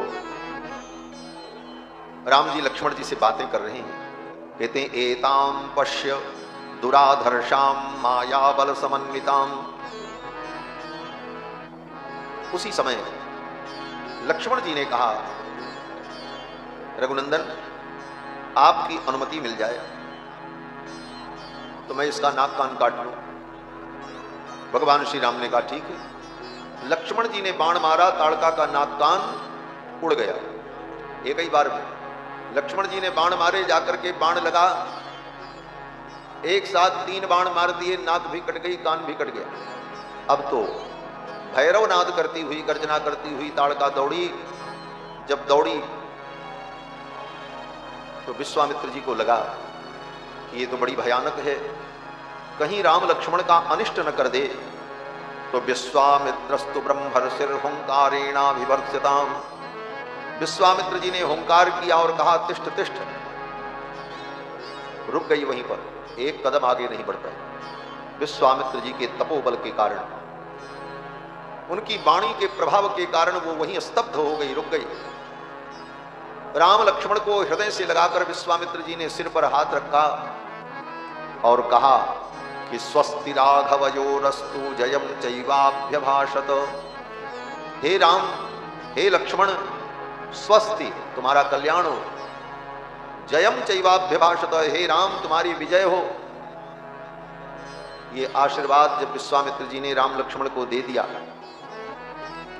भगवान श्री राम ने कहा गुरुदेव अब मैं इस ताड़का को मार दूंगा। तब तक ताड़का ने क्या किया, बोले रजो मेघे नमहता मुहूर्तम स्याभ्यमोहयत। ताड़का ने ऐसी माया की कि चारों तरफ धूल उड़ने लगी, दिखना ही बंद हो। फिर ताड़का ने ततो मायाम समास्थाय शिला वर्षेण राघव, भगवान ने उस माया को जब दूर किया तब ताड़का ने क्या किया, बोले अपनी माया के द्वारा पत्थर की वर्षा करने लगी। आकाश से बड़े बड़े पत्थर गिरने लगे महाराज। शिला वर्षम महत्तस्याः सरवर्षेण राघव, भगवान श्री राम ने अपने बाणों के द्वारा ताड़का की माया से जो पत्थर की वर्षा की जा रही थी, उस वर्षा को अपने बाणों की वर्षा से शांत कर दिया। उधर से पत्थर गिर रहा है, तब तक राम जी का बाण जाकर के उस पत्थर में लगता और एक ही बाण से वो पत्थर टुकड़े टुकड़े नहीं होता। आकाश में ही भगवान अपने बाण के द्वारा उन पत्थरों को पाउडर बना देते थे। ऐसा मारे कि वो महाराज चूर चूर होकर के धूल बन जाता और वायु देवता के प्रभाव से वो धूल यत्र तत्र बिखर जाती, एक भी पत्थर नीचे नहीं आया। ताड़का की माया के द्वारा पत्थरों की जो वर्षा हो रही थी, राम जी ने अपने बाणों से उसे नष्ट किया। फिर तो भगवान श्री राम ने अपने धनुष पर बाण चढ़ाया और ताड़का को मारने का संकल्प किया और एक ही बाण में भगवान ने ताड़का को समाप्त किया। एक ही बाण प्राण हर लिया। एक ही बाण में राम जी ने ताड़का का वध कर दिया। जब ताड़का गिरी धड़ाम से, उसी समय देवताओं ने कहा साधु साधु। बड़ा सुंदर कार्य हुआ। साधु साध्वीति काकुत्स्थम सुराश्चाप्यभिपूजयन् उवाच परम प्रीत सहस्राक्ष पुरंदरः। उसी समय पुरंदर इंद्र आए, इंद्र के साथ देवता लोग आए और आकर के भगवान श्री राम कुमार लक्ष्मण और विश्वामित्र जी के ऊपर पुष्प की वर्षा की और सभी देवताओं ने राम जी को और विश्वामित्र जी को साधुवाद दिया। मुनिवर, आपने बड़ी कृपा की इस ताड़का का वध करा दिया। एवं मुक्त्वा सुरा सर्वे जगमुरहृट्टा विहायसम। इस प्रकार से साधुवाद देकर के देवता लोग स्वर्ग चले गए और फिर विश्वामित्र जी महाराज और भगवान श्री राम कुमार लक्ष्मण उसी वन में निवास करते। एक रात्रि वहां विश्राम किया। दूसरे दिन फिर आगे वहां से विश्वामित्र जी राम जी को लेकर के चले। विश्वामित्र जी ने सोचा जो कुछ मेरे पास है वो सब कुछ मैं राम जी को समर्पित कर दूं। मेरा सब कुछ राम जी, मैं भी राम जी। और विश्वामित्र जी ने समस्त अस्त्र शस्त्र, जो विद्याएं विश्वामित्र जी ने अपनी तपस्या से अर्जित की थी, वो समस्त विद्याओं को विश्वामित्र जी ने राम जी को दे दिया। धर्म चक्र, काल चक्र, वज्र अस्त्र, विष्णु चक्र, ये सब आयुध विश्वामित्र जी ने राम जी को दे दिया। आयुध सर्व समर्प के तब निज आश्रम आने। आयुध सर्व समर्प के प्रभु निज आश्रम आने। आयुध सर्व समर्प के तब निज आश्रम आनी। कंद मूल फल भोजन दीन भगति हित जान। कंद मूल फल भोजन दीन भगति हित जानी। दीन भगति हित जानी। दीन भगति हित जानी। आयुध सारी विद्याएं राम जी को सौंप दिया और फिर आश्रम में आए। आश्रम में पहुंच करके विश्वामित्र जी ने कहा, राम तदाश्रम पदम तात तवाप्ते तत् यथा मम। हे राम, ये तुम्हारा ही आश्रम है और यहां जो कुछ है सब तुम्हारा है। उसी समय विश्वामित्र जी के सभी शिष्य ऋषि मुनि महात्मा सब आ गए। राम जी को देख करके वो सिद्धाश्रम की मुनि महात्मा बड़े प्रसन्न हुए और दौड़ दौड़ करके सब आ करके विश्वामित्र जी को प्रणाम करते, राम जी को निहारते, राम जी को देखते, सब बड़े प्रसन्न हुए, परम आनंद हुआ। पहुंचते ही राम जी ने विश्वामित्र जी से कहा, गुरुदेव अद्यैव दीक्षाम प्रविश भद्रम ते मुनि पुंगव। हे मुनिवर, आज ही आप यज्ञ की दीक्षा ले लें और आपका यज्ञ सफल हो और आपका ये सिद्धाश्रम सिद्धाश्रम बन जाए। आपने इसका नाम सिद्धाश्रम रखा है तो आपकी वाणी सत्य हो जाए, ये सिद्धाश्रम सिद्धाश्रम बन जाए। सिद्धाश्रमो यम सिद्ध स्यात् सत्यमस्तु वचस्तव। हे मुनिवर, आपका वचन सत्य हो, ये आश्रम सिद्धाश्रम हो जाए और मैं आपके यज्ञ की रक्षा करूं। फिर तो विश्वामित्र जी महाराज ने यज्ञ मंडप में प्रवेश किया। प्रभात काले चोत्थाय पूर्वाम संध्यामुपास्य च। प्रातः काल उठकर प्रातः संध्या करके प्रसुचि परमं जाप्यम समाप्य नियमेन च। जो नित्य नियम था उस नित्य नियम को पूर्ण करके भूताग्निहोत्रमासीनम विश्वामित्रममन्दताम्। विश्वामित्र जी अग्निहोत्रादि कर्म से निवृत्त हो गए थे। राम जी ने कहा, अब आप यज्ञ मंडप में प्रवेश करें। विश्वामित्र जी ने अपनी मुनि मंडली के साथ यज्ञ मंडप में प्रवेश किया और वैदिक मंत्रोच्चार के मध्य में यज्ञ प्रारंभ। विश्वामित्र जी ने दीक्षा ग्रहण की। दीक्षाम गतो ह्येष मुनि मौर्यत्व च गमिष्यति। दीक्षा लेने के बाद यज्ञ में जो दीक्षित होता है उसे मौन धारण करना पड़ता है। विश्वामित्र जी मौन धारण कर लेंगे। जो दीक्षा लेता है यज्ञ की, उसी को दीक्षित कहते हैं। आज जो ब्राह्मणों के कुल में दीक्षित सरनेम होता है, सोमयाग की दीक्षा जिसने ली वो दीक्षित कहलाता है। जब सोम यज्ञ की दीक्षा होती है, एक दीक्षा, एक उपसद, एक सुत्या, यह एक के क्रम में हो तो वो सामान्य सोमयाग होता है और वो जितना बढ़ता जाए उतना ही बड़ा यज्ञ होता है। 12 दीक्षा, 12 उपसद, 12 सुत्या, वो सत्र होता है।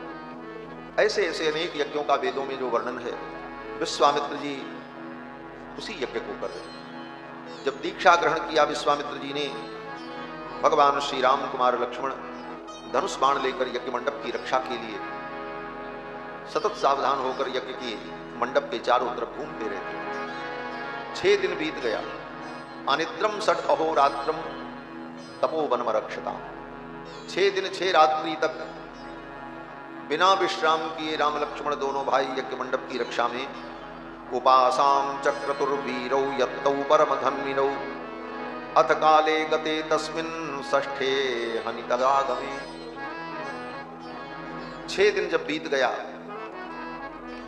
तब भगवान श्री राम ने लक्ष्मण से कहा, लक्ष्मण 6 दिन तो बीत गए, कोई राक्षस नहीं आए, अब 1 दिन बचा है बस। आज यज्ञ पूरा होने वाला है, अब असुरों के आने का समय हो गया, इसलिए लक्ष्मण सावधान हो जाओ। सौमित्रिमब्रवीद रामो यत्तो भव समाहितः। हे लक्ष्मण सावधान हो जाओ। फिर तो दोनों भाइयों ने अपने धनुष बाण को सज्ज कर लिया और देख रहे थे तब तक सुबाहु और मारीच राक्षसों को लेकर के आ गए। सुन मारीच निशाचर कोई, सुन मारीच निशाचर कोई, ले सहाय धावा मुनि तोई, ले सहाय धावा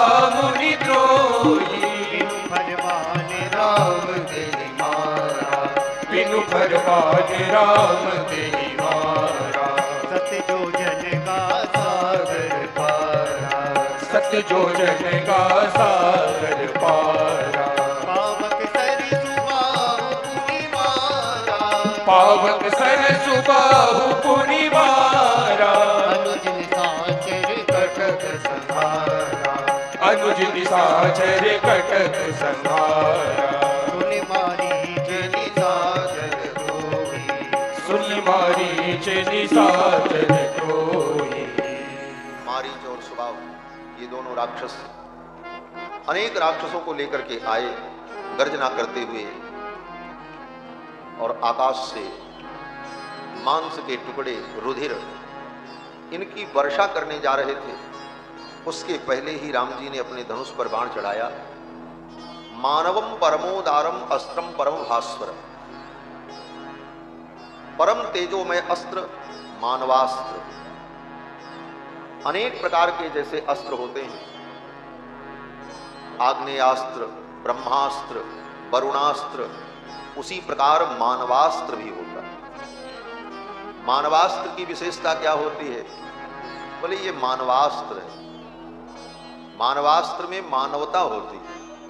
क्या मानवता होती है? बोले मानवास्त्र जो है प्राण नहीं लेता है, उसे दूर ले जाकर के फेंक देता है। यही मानवता है। कोई गलती करे तो उसे दूर हटा दो, उसका प्राण ले लोगे, उसका सिर तोड़ दोगे। मानवता ये नहीं कहती, इसीलिए इस अस्त्र का नाम ही मानवास्त्र है। और मानवास्त्र उदार है। क्या है इसकी उदारता? राम जी कहते हैं लक्ष्मण, मानवम परमोदारम अस्त्रम परम भास्वरम। ये अस्त्र तो बड़ा तेजोमय है लेकिन बड़ा उदार है। क्या उदारता इसकी है? बोले ये प्राण नहीं लेता, ये जिस पर मानवास्त्र छोड़ा जाए उसे दूर ले जाकर के फेंक देता है। और ये कहते हुए राम जी ने मारीच के ऊपर मानवास्त्र छोड़ दिया। मानवास्त्र लगते ही मारीच आकाश में उड़ा महाराज। भगवान का मानवास्त्र मारीच को लेकर के भगा दक्षिण दिशा में। और कितनी दूर ले गया? बोले 100 योजन दूर ले जाकर के समुद्र के एक टापू में मारीच को फेंक दिया। 7 योजन का सागर पारा। 100 योजन दूर समुद्र के पार ले जाकर के भगवान के मानवास्त्र ने मारीच को फेंक दिया समुद्र के टापू में। मारीच फिर वहां से लौट के आया नहीं। राम जी ने मारीच को अपने बाण से हेलीकॉप्टर बना दिया महाराज, उड़ते हुए गया यहां से हर हर हर। उतनी देर में वो इतना घबरा गया कि उसकी हिम्मत नहीं हुई दोबारा लौट के आने की। जिसके बाण की ये गति कि मैं उड़ता रहा उड़ता रहा उड़ता रहा और इतनी दूर आकर के गिरा, अब मैं नहीं जाऊंगा। इतना डर व्याप्त हो गया मारीच के मन में कि कहीं नहीं गया। वहीं उसने एक आश्रम बना लिया और आश्रम बना करके उस आश्रम में अनेक प्रकार के सुंदर वृक्षों को लगाकर बढ़िया कुटिया बना करके राम राम करता था। आज भी कुछ नया नहीं होता है। सबका मूल सूत्र प्राचीन काल में भी था, आज भी है, आगे भी रहेगा। जैसे आज के समय में बड़े बड़े दुष्ट गुंडे बदमाश बाबा जी बन करके आश्रम बना करके बैठ जाते हैं, उसी प्रकार मारीच भी जाकर के आश्रम बना करके बैठ गया। तो बोले दूसरा कोई रास्ता नहीं था बचने के लिए उसको। बढ़िया वाल्मीकि रामायण में वर्णन, यहां नहीं वर्णन है। जब रावण गया है मारीच से कहने के लिए कि चलो सीता हरण में तुमको सहयोग करना है, वहां पर महर्षि वाल्मीकि ने मारीच के आश्रम का वर्णन किया। कितना सुंदर आश्रम। तो आश्रम बना करके वहीं भजन करने लगा और उसका भजन बड़ा सफल रहा। देखो कुछ भी हो, मारीच तो वैष्णव हो गया। वैष्णव क्यों हो गया? बोले भगवान के आयुध का अंकन हो गया उसको। भगवान ने अपने बाण से उसको अंकित कर दिया। भगवद आयुध से अंकित होकर के ही तो व्यक्ति वैष्णव होता है। भुजाओं में शंख चक्र के चिन्ह दिए जाते हैं। शंख चक्र भगवान के आयुध है। आयुध से अंकित होने पर ही वो वैष्णव हो जाता है। आगम शास्त्र में लिखा है, पशुपुत्रादिकम सर्वम गृहोपकरणानि च अपने घर के पशु को, पक्षी को, पुत्र को, परिवार को, परिजनों को, पशुपुत्रादिकम सर्वम गृहोपकरणानि च अंकयेत शंख चक्राभ्याम, शंख चक्र से उनको अंकित करना चाहिए, चिन्हित करना चाहिए। नाम कुर्याच्च वैष्णवम, और उनका वैष्णव नाम रख देना चाहिए। यही वैष्णव है। इसीलिए वैष्णव दीक्षा होती है हमारे यहाँ तो भुजाओं में शंख चक्र के चिन्ह दिए जाते हैं और उसका नाम रख दिया जाता है, रामदास, गोपाल दास, अभिराम दास, गोविंद दास। अंकयेत शंख चक्राभ्याम नाम कुर्याच्च वैष्णवम। मारीच को भगवान ने बाण से मारा तो बाण भगवान का आयुध है, और भगवान के बाण की नोक में जो आगे बिंदु है, पॉइंट, बाण की नोक, उसमें क्या है बोले, उसी में भगवान का चक्र निवास करता है, उसमें चक्र निवास करता है। श्री पूर्व नारायण मुनि भगवान सुदर्शन की स्तुति करते हुए अपने ग्रंथ में कहते हैं, इषु नख परसु मुख व्यापिनीम तद विभूत्याम। भगवान जब नरसिंह बनते हैं तो भगवान का चक्र भगवान के नख में आकर के बैठ जाता है, क्योंकि उसका पेट फाड़ना है। जब भगवान परशुराम बनते हैं तो उनके फरसे में आकर के वो चक्र बैठ जाता है। इशु, इशु माने बाण। रामावतार में जब भगवान बाण से शत्रुओं का संहार करते हैं तो बाण की नोक में आकर के वो चक्र विराजमान है। तो राम जी ने जब बाण से मारा मानवास्त्र से, तो उसमें चक्र तो विद्यमान है। चक्र का स्पर्श हो गया, मानो मारीच चक्रांकित हो गया, और उसी दिन से वो भजन करने लगा। महाराज आश्रम बना करके राम राम करने लगा। और भजन का जो फल है, भजन का फल क्या है बोले, भगवान की भक्ति और भजन करने का फल यही है कि सर्वत्र आपको राम जी दिखाई पड़ने लग जाए। सर्वम विष्णुमयम जगत, सारा संसार विष्णुमय दिखाई पड़ने लग जाए। जित देखूं तित श्याममयी है, जहां देखूं वहीं श्याम। यह जो दृष्टि है जन करता था, और हर क्षण उसे राम जी की याद आती थी। हमको आपको तो भगवान में भी भगवान नहीं दिखते, ऐसी स्थिति है। सोचो आजकल के जो वैष्णव हैं वो कहते हैं कृष्ण भगवान पूरे भगवान, राम जी पूरे भगवान नहीं। कृष्णस्तु भगवान स्वयं, राम जी 12 कला, वो 16 कला। ये हमारे इष्ट हैं, ये हमारे इष्ट नहीं हैं, ये भेद बुद्धि। लेकिन वैष्णवता कहती है कि सब में राम जी दिखने लगे। और तुम कैसे वैष्णव हो कि तुमको भगवान में भगवान नहीं दिख रहे हैं, भगवान में भी तुमको भेद समझ में आ रहा है। इसका मतलब है कि अभी तुम्हारी वैष्णवता अपरिपक्व है। परिपक्व वैष्णवता कहती है कि सब में भगवान को देखो। तुमसे अच्छा तो मारीच था, जिसको पत्ते पत्ते में राम जी दिखाई पड़ते थे। रामायण पढ़ लेना। जब रावण गया और कहा सीता हरण करने के लिए तुम मृग बन जाओ, मारीच ने कहा वृक्षे वृक्षे च पश्यामि चीर कृष्णाजिनांबरम। एक एक पेड़ के एक एक पत्ते में मुझे राम जी दिखाई पड़ रहे हैं। ये राम जी खड़े, ये राम जी खड़े, ये राम जी खड़े, ये राम जी खड़े हैं। सोचो आज हमको राम जी में राम जी नहीं दिखते, राम जी में कृष्ण नहीं दिखते, कृष्ण में राम नहीं दिखते। और राम कृष्ण के नाम पर, अवतार के नाम पर, उपास्य के नाम पर अनर्गल प्रलाप करते रहते। सोचो कहां हो तुम, किस जगह खड़े हो, अपनी स्थिति को देखो। मारीच कहता है वृक्षे वृक्षे च पश्यामि चीर कृष्णाजिनांबरम। और इतना ही नहीं, मारीच कहता है कोई भी शब्द मेरे कान में पड़ता है और उस शब्द में अगर र अक्षर आ जाए तो हमको लगता है राम जी आ गए। रकारादीनि नामानि वित्रासम जनयंती में मारीच कहता है कोई कहे रबड़ी और रसगुल्ला तो हमको डर लगता है। अरे भाई रबड़ी और रसगुल्ला कहने पे तो मुंह में पानी आना चाहिए। मारीच कहता नहीं नहीं, रबड़ी और रसगुल्ला कोई कह दे तो हमको डर लग जाता है, कहीं राम जी तो नहीं आ गए। क्यों बोले रबड़ी में भी र है, रसगुल्ला में भी र है, उसको हर क्षण राम जी याद आता। रकारादीनि नामानि वित्रासम जनयंती में मारीच के वचन है।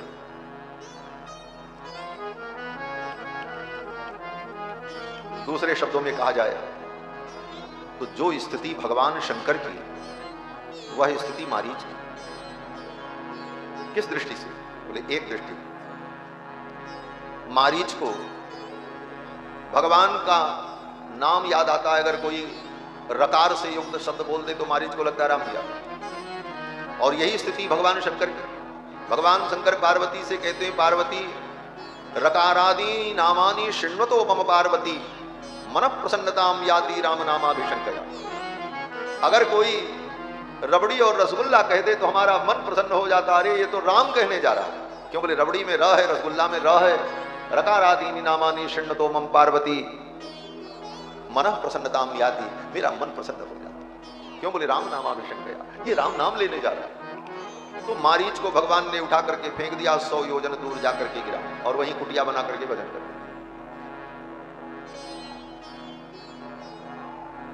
सुबाहु को भगवान ने आग्नेयास्त्र से मार दिया। बाकी जितने असुर थे उनको लक्ष्मण जी ने समाप्त कर दिया। विश्वामित्र जी का यज्ञ पूर्ण हुआ और विश्वामित्र जी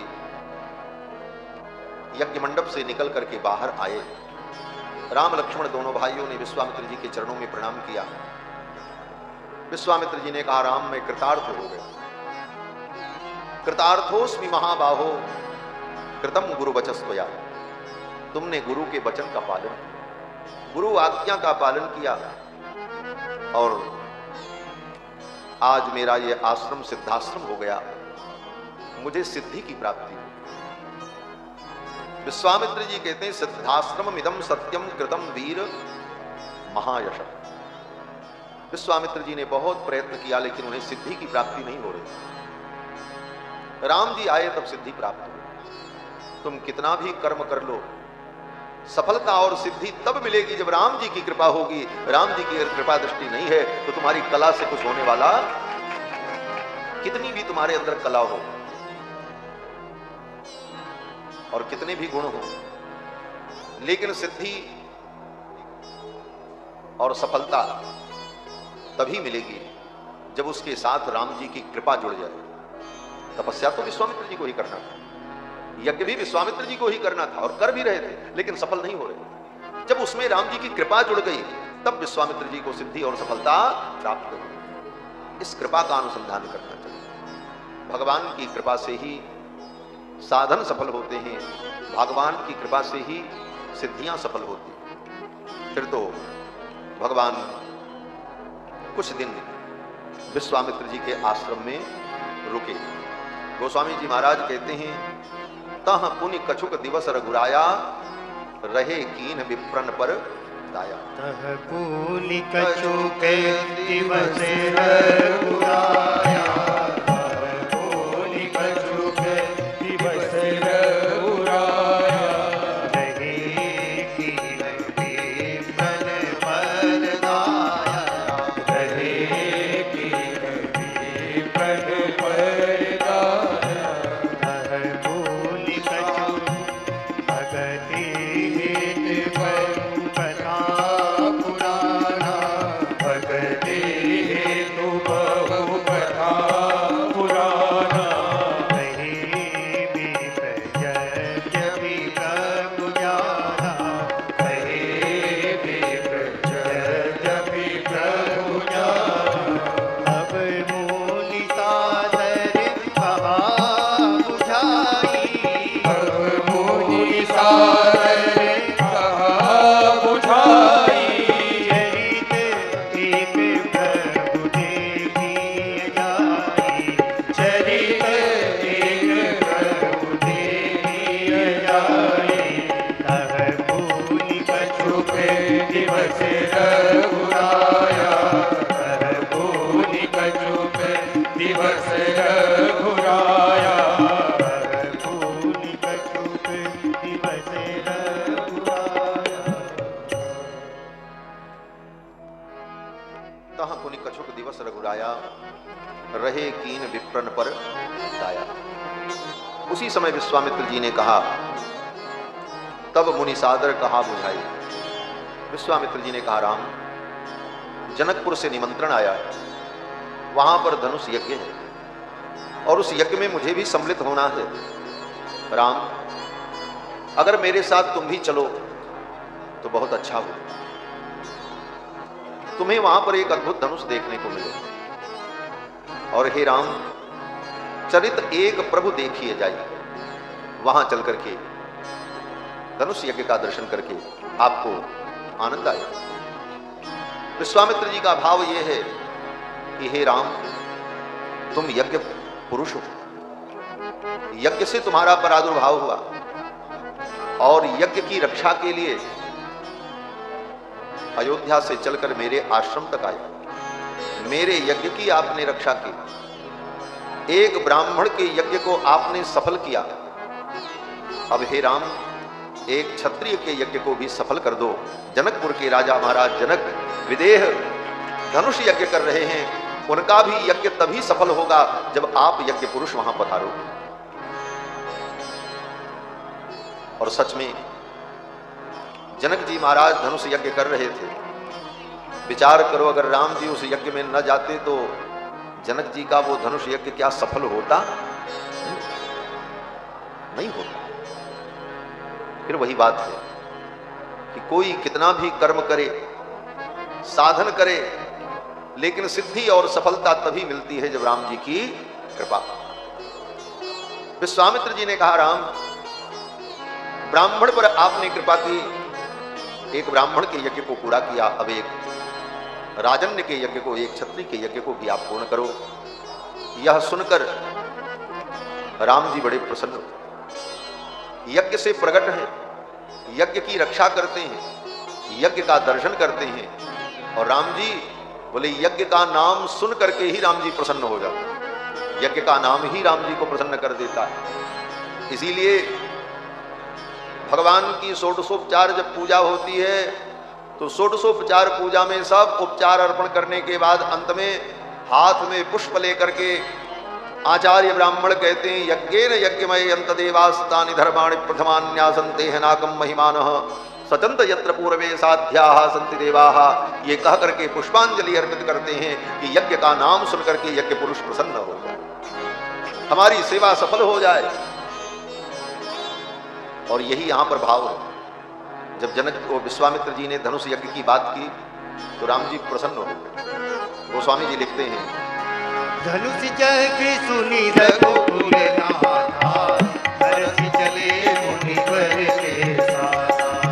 धनुष यज्ञ सुनी रघुकुल नाथा, हर्षि चले मुनिवर के साथ। हर्षि चले मुनिवर के साथ, हर्षि चले मुनिवर के साथ। विश्वामित्र जी ने कहा, राम, वहां पर तुम्हें एक अद्भुत धनुष देखने को मिलेगा। और ये सब कहानी सुनाते हुए विश्वामित्र जी राम जी को लेकर जनकपुर के लिए चल पड़े। रास्ते में विश्वामित्र जी ने अनेक कथाएं राम जी को सुनाई। गंगा के अवतरण की कथा, अपने पूर्व पुरुषों की उत्पत्ति की कथा, ये सब विश्वामित्र जी ने राम जी को सुनाई। क्यों बोले, कथा सुनाने से, कहानियां सुनाते हुए, कथा सुनाते हुए, चर्चा करते हुए चलेंगे तो राम जी की यात्रा सुखद हो जाएगी। विश्वामित्र जी जब जब चलते हैं तो राम जी को कुछ सुनाते हुए चलते हैं। इसी भाव को हमारे आचार्यों ने ग्रहण किया कि जब भगवान की सवारी होती है, भगवान चलते हैं, मंदिरों में उत्सव होता है, भगवान रथ पर बैठ करके निकलते हैं, उस समय अनेकानेक सुंदर स्तोत्रों का गान भगवान को सुनाते हुए, अनेक प्रकार के पाठ सुनाते हुए वैष्णव लोग चलते हैं, जिससे भगवान की यात्रा सुखद हो। विश्वामित्र जी महाराज अनेक कथाओं को सुनाते हुए जा रहे, पहुंच गए कहां? बोले मिथिला। जनकपुर की सीमा में जब पहुंचे तो वहां एक उपवन था। उसी उपवन में विश्वामित्र जी महाराज अपनी मुनि मंडली के साथ रुके। वहीं पर महर्षि गौतम का आश्रम था, जहां पर अहिल्या गौतम मुनि के शाप के कारण अदृश्य होकर पड़ी थी। महर्षि गौतम ने अहिल्या को शाप दिया था जब अहिल्या ने कहा महाराज हमारा उद्धार कब होगा, तो गौतम महर्षि ने कहा यदा त्वेतत् वनं घोरं रामो दशरथात्मजः आगमिष्यति दुर्धर्षः तदा पूता भविष्यसि। जिस दिन दशरथ नंदन राम इस घोर वन में आएंगे उनके आते ही तू पवित्र हो जाए, तेरा शाप ताप संताप सब समाप्त हो जाए। भगवान श्री राम ने पूछा विश्वामित्र जी से ये आश्रम किसका है। विश्वामित्र जी ने संपूर्ण कथा सुनाई। क्या कथा सुनाई? बोले पूरी कथा एक दोहे में बता दिया विश्वामित्र जी ने। गौतम नारी श्राप बस उपल देह धरि धीर, चरण कमल रज चाहती कृपा करहु रघुवीर। हे रघुनंदन, महर्षि गौतम की पत्नी अहिल्या शाप के कारण यहां दुख भोग रही है, इस पर कृपा करो, चरण कमल रज चाहे। अपने चरण कमल रज से अहिल्या का उद्धार करो। तारयैनाम महाभागाम अहिल्याम देवरूपिणी, इस देवरूपिणी अहिल्या का हे राम उद्धार करो, इसे तार दो।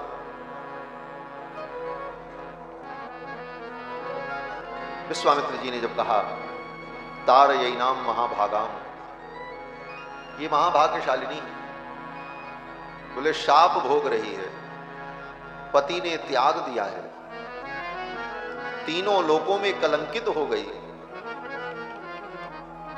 एक स्त्री के लिए इससे बड़ा दुख और क्या हो सकता है, इससे बड़ा दुर्भाग्य क्या हो सकता है। लेकिन विश्वामित्र जी कहते हैं ये महाभाग्यशालिनी महाभागाम, ये महाभाग्यवती है। क्या है इसका महाभाग्य? मानो विश्वामित्र जी कहते हैं राम ये कम भाग्यशालिनी नहीं है। दुनिया के अन्य प्राणी अपने उद्धार के लिए चल करके आपके चरणों में जाते हैं, लेकिन ये तो इतनी भाग्यशालिनी है कि इसका उद्धार करने के लिए आपके चरण स्वयं चल करके यहां आए। तारयैनाम महाभागाम अहिल्याम देवरूपिणी, ये देवरूपिणी है। हे राम इसका उद्धार करो। विश्वामित्र जी के वचन को राम जी ने सुना। विश्वामित्र वच श्रुत्वा राघव सह लक्ष्मण, विश्वामित्र जी के वचन को सुनकर लक्ष्मण के सहित राम जी उस कुटिया में प्रवेश करते। श्रीमद् वाल्मीकि रामायण के अनुसार तो राम जी के दर्शन मात्र से अहिल्या पवित्र हो। अहिल्या वहीं थी आश्रम में, लेकिन किसी को दिखाई नहीं पड़ रही, अदृश्य भूता थी। अदृश्या सर्वभूता नाम, वो किसी को दिखाई नहीं पड़ रही, वो सबको देख रही, लेकिन अहिल्या को कोई नहीं देख पाता था, अदृश्य। तो गौतम जी ने कहा था राम जी जब आएंगे, राम जी को तू देखेगी, राम जी का दर्शन करेगी, तो दर्शन मात्र से तू पवित्र हो जाए। और गोस्वामी जी के कल्प के अनुसार अहिल्या शिला रूप में थी, और महर्षि गौतम ने कहा भगवान रघुनंदन के चरण रज से तुम्हारा उद्धार होगा। भगवान श्री राम जब आए तो राम जी ने विश्वामित्र जी से कहा गुरुदेव आप आगे आगे चलो, आपके पीछे पीछे मैं चलूं, और इस कुटिया में हम लोग इस आश्रम में प्रवेश करें तो अहिल्या का उद्धार हो जाए। क्योंकि गौतम महर्षि ने जब कहा है कि राम के आने पर इसका उद्धार होगा, तो राम जी तो जा रहे हैं अहिल्या के आश्रम, लेकिन राम जी आगे नहीं गए, आगे विश्वामित्र जी को किया। विश्वामित्रम पुरस्कृत्य, विश्वामित्र जी को आगे करके आश्रमम प्रविवेश, विश्वामित्र जी को आगे करके राम लक्ष्मण दोनों भाई पीछे पीछे उनके चलते हुए आश्रम में प्रवेश करते। ये राम जी की विनम्रता है। उद्धार तो राम जी के दर्शन से ही होना, लेकिन राम जी सोचते हैं कहीं हमारे मन में घमंड ना आ जाए, हमारे मन में अभिमान न हो जाए कि मेरे दर्शन से अहिल्या का उद्धार हुआ, गुरु जी आगे आगे चलेंगे तो पहले अहिल्या गुरु जी का दर्शन करेगी और गुरु जी के दर्शन से और गुरु जी की कृपा से अहिल्या का उद्धार होगा। ये भाव लेकर के रघुनाथ जी गुरु जी को आगे आगे लेकर अपनी गुरु की महिमा को प्रकट कर। यही शिष्य का धर्म। शिष्य का धर्म क्या है?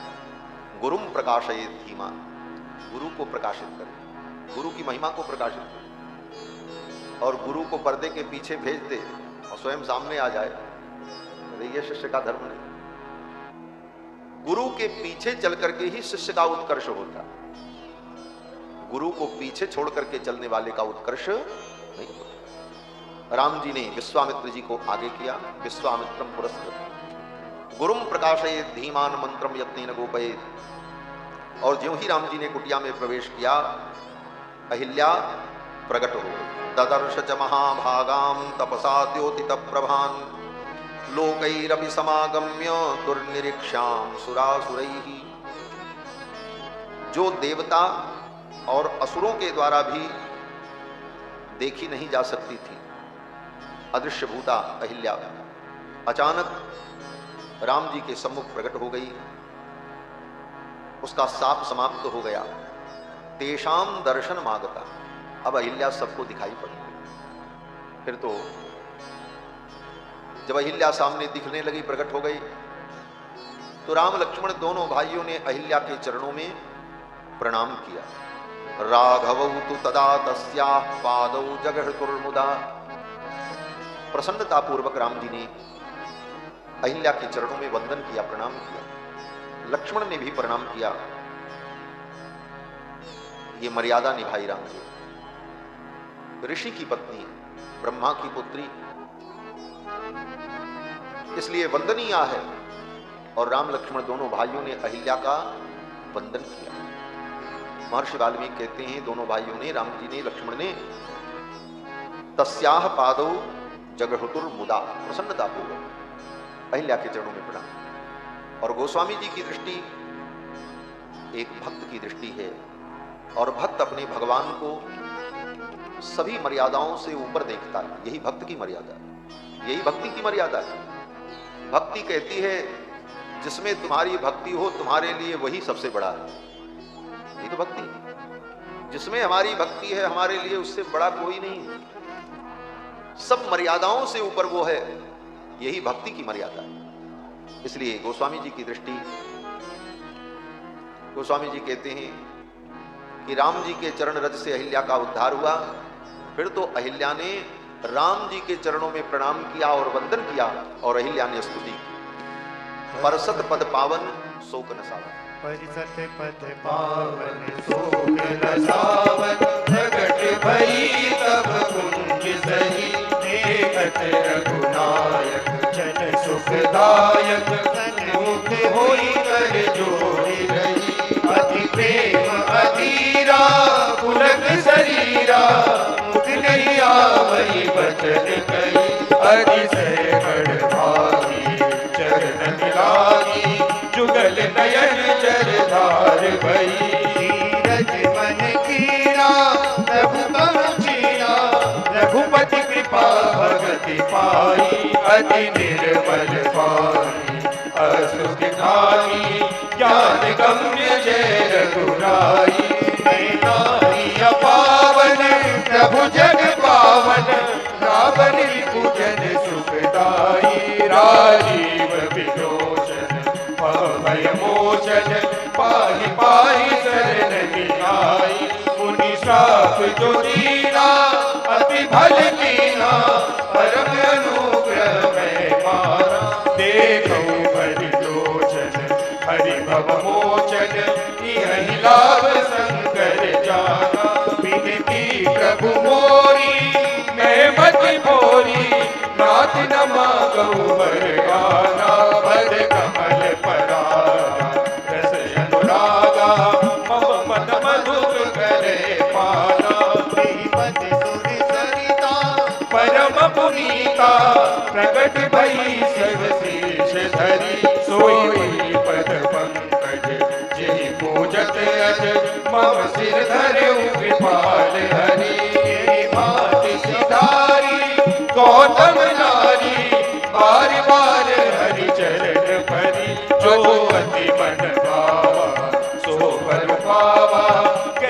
त्रिलोक अनंत भरी पर सत पद पा पर सत पद पा पर सत पद पावन। अहिल्या ने भगवान के चरणों में वंदन किया। अहिल्या ने भगवान के उन चरणों का चिंतन किया जिन चरणों से गंगा प्रकट हुई, त्रिलोकी को पावन करने वाली। उस गंगा को भगवान शिव ने अपने सिर पर धारण किया। आज वही चरण मुझे प्राप्त हुए, उन चरणों का मुझे दर्शन प्राप्त हुआ। उन चरणों को प्रभु ने मेरे मस्तक पर रखा। यह सोचकर अहिल्या अपने को परम भाग्यवती समझती हैं और अहिल्या कहती हैं, मुनि शाप जो दीन्हा अति भल की। महर्षि गौतम ने जो शाप दिया बहुत भला किया, अच्छा किया, भला काम किया उन्होंने। अगर वो शाप न देते तो आज राम जी का दर्शन हमको कहां मिलता। मुनि शाप जो दीना अति भल कीना परम अनुग्रह मैं मानती, इसको मैं अनुग्रह मानती हूं। और अहिल्या ने भगवान के चरणों में स्तुति की, फिर भगवान का आतिथ्य किया। अर्घपाद्य आचमन विधि से प्रतिजग्राह काकुस्तो विधि दृष्टेन कर्मणा अहिल्या ने राम लक्ष्मण का विश्वामित्र जी का आतिथ्य किया, पूजन किया। उसी समय देवताओं ने पुष्प की वर्षा की। आकाश में गंधर्व यक्ष किन्नर नृत्य करने लगे। गंधर्वाप सरसाम चैवो महान आसीत समुत्सवः साधु साध्वीति देवास्ताम अहिल्याम समपूज्य। देवताओं ने, गंधर्वों ने, किन्नरों ने, सबने साधु साधु कह करके अहिल्या की प्रशंसा की। तपोबल विशुद्धांगीं गौतमस्य वशानुगाम गौतमोपि महातेजा अहिल्या सहित सुखी। उसी समय महर्षि गौतम भी वहां आ गए। महर्षि गौतम जब आए, अहिल्या को परम शुद्ध पवित्र रूप में देखकर महर्षि गौतम बड़े प्रसन्न हुए। और महर्षि गौतम को कितनी प्रसन्नता हुई, बोले पुरानी सब बात भूल गए।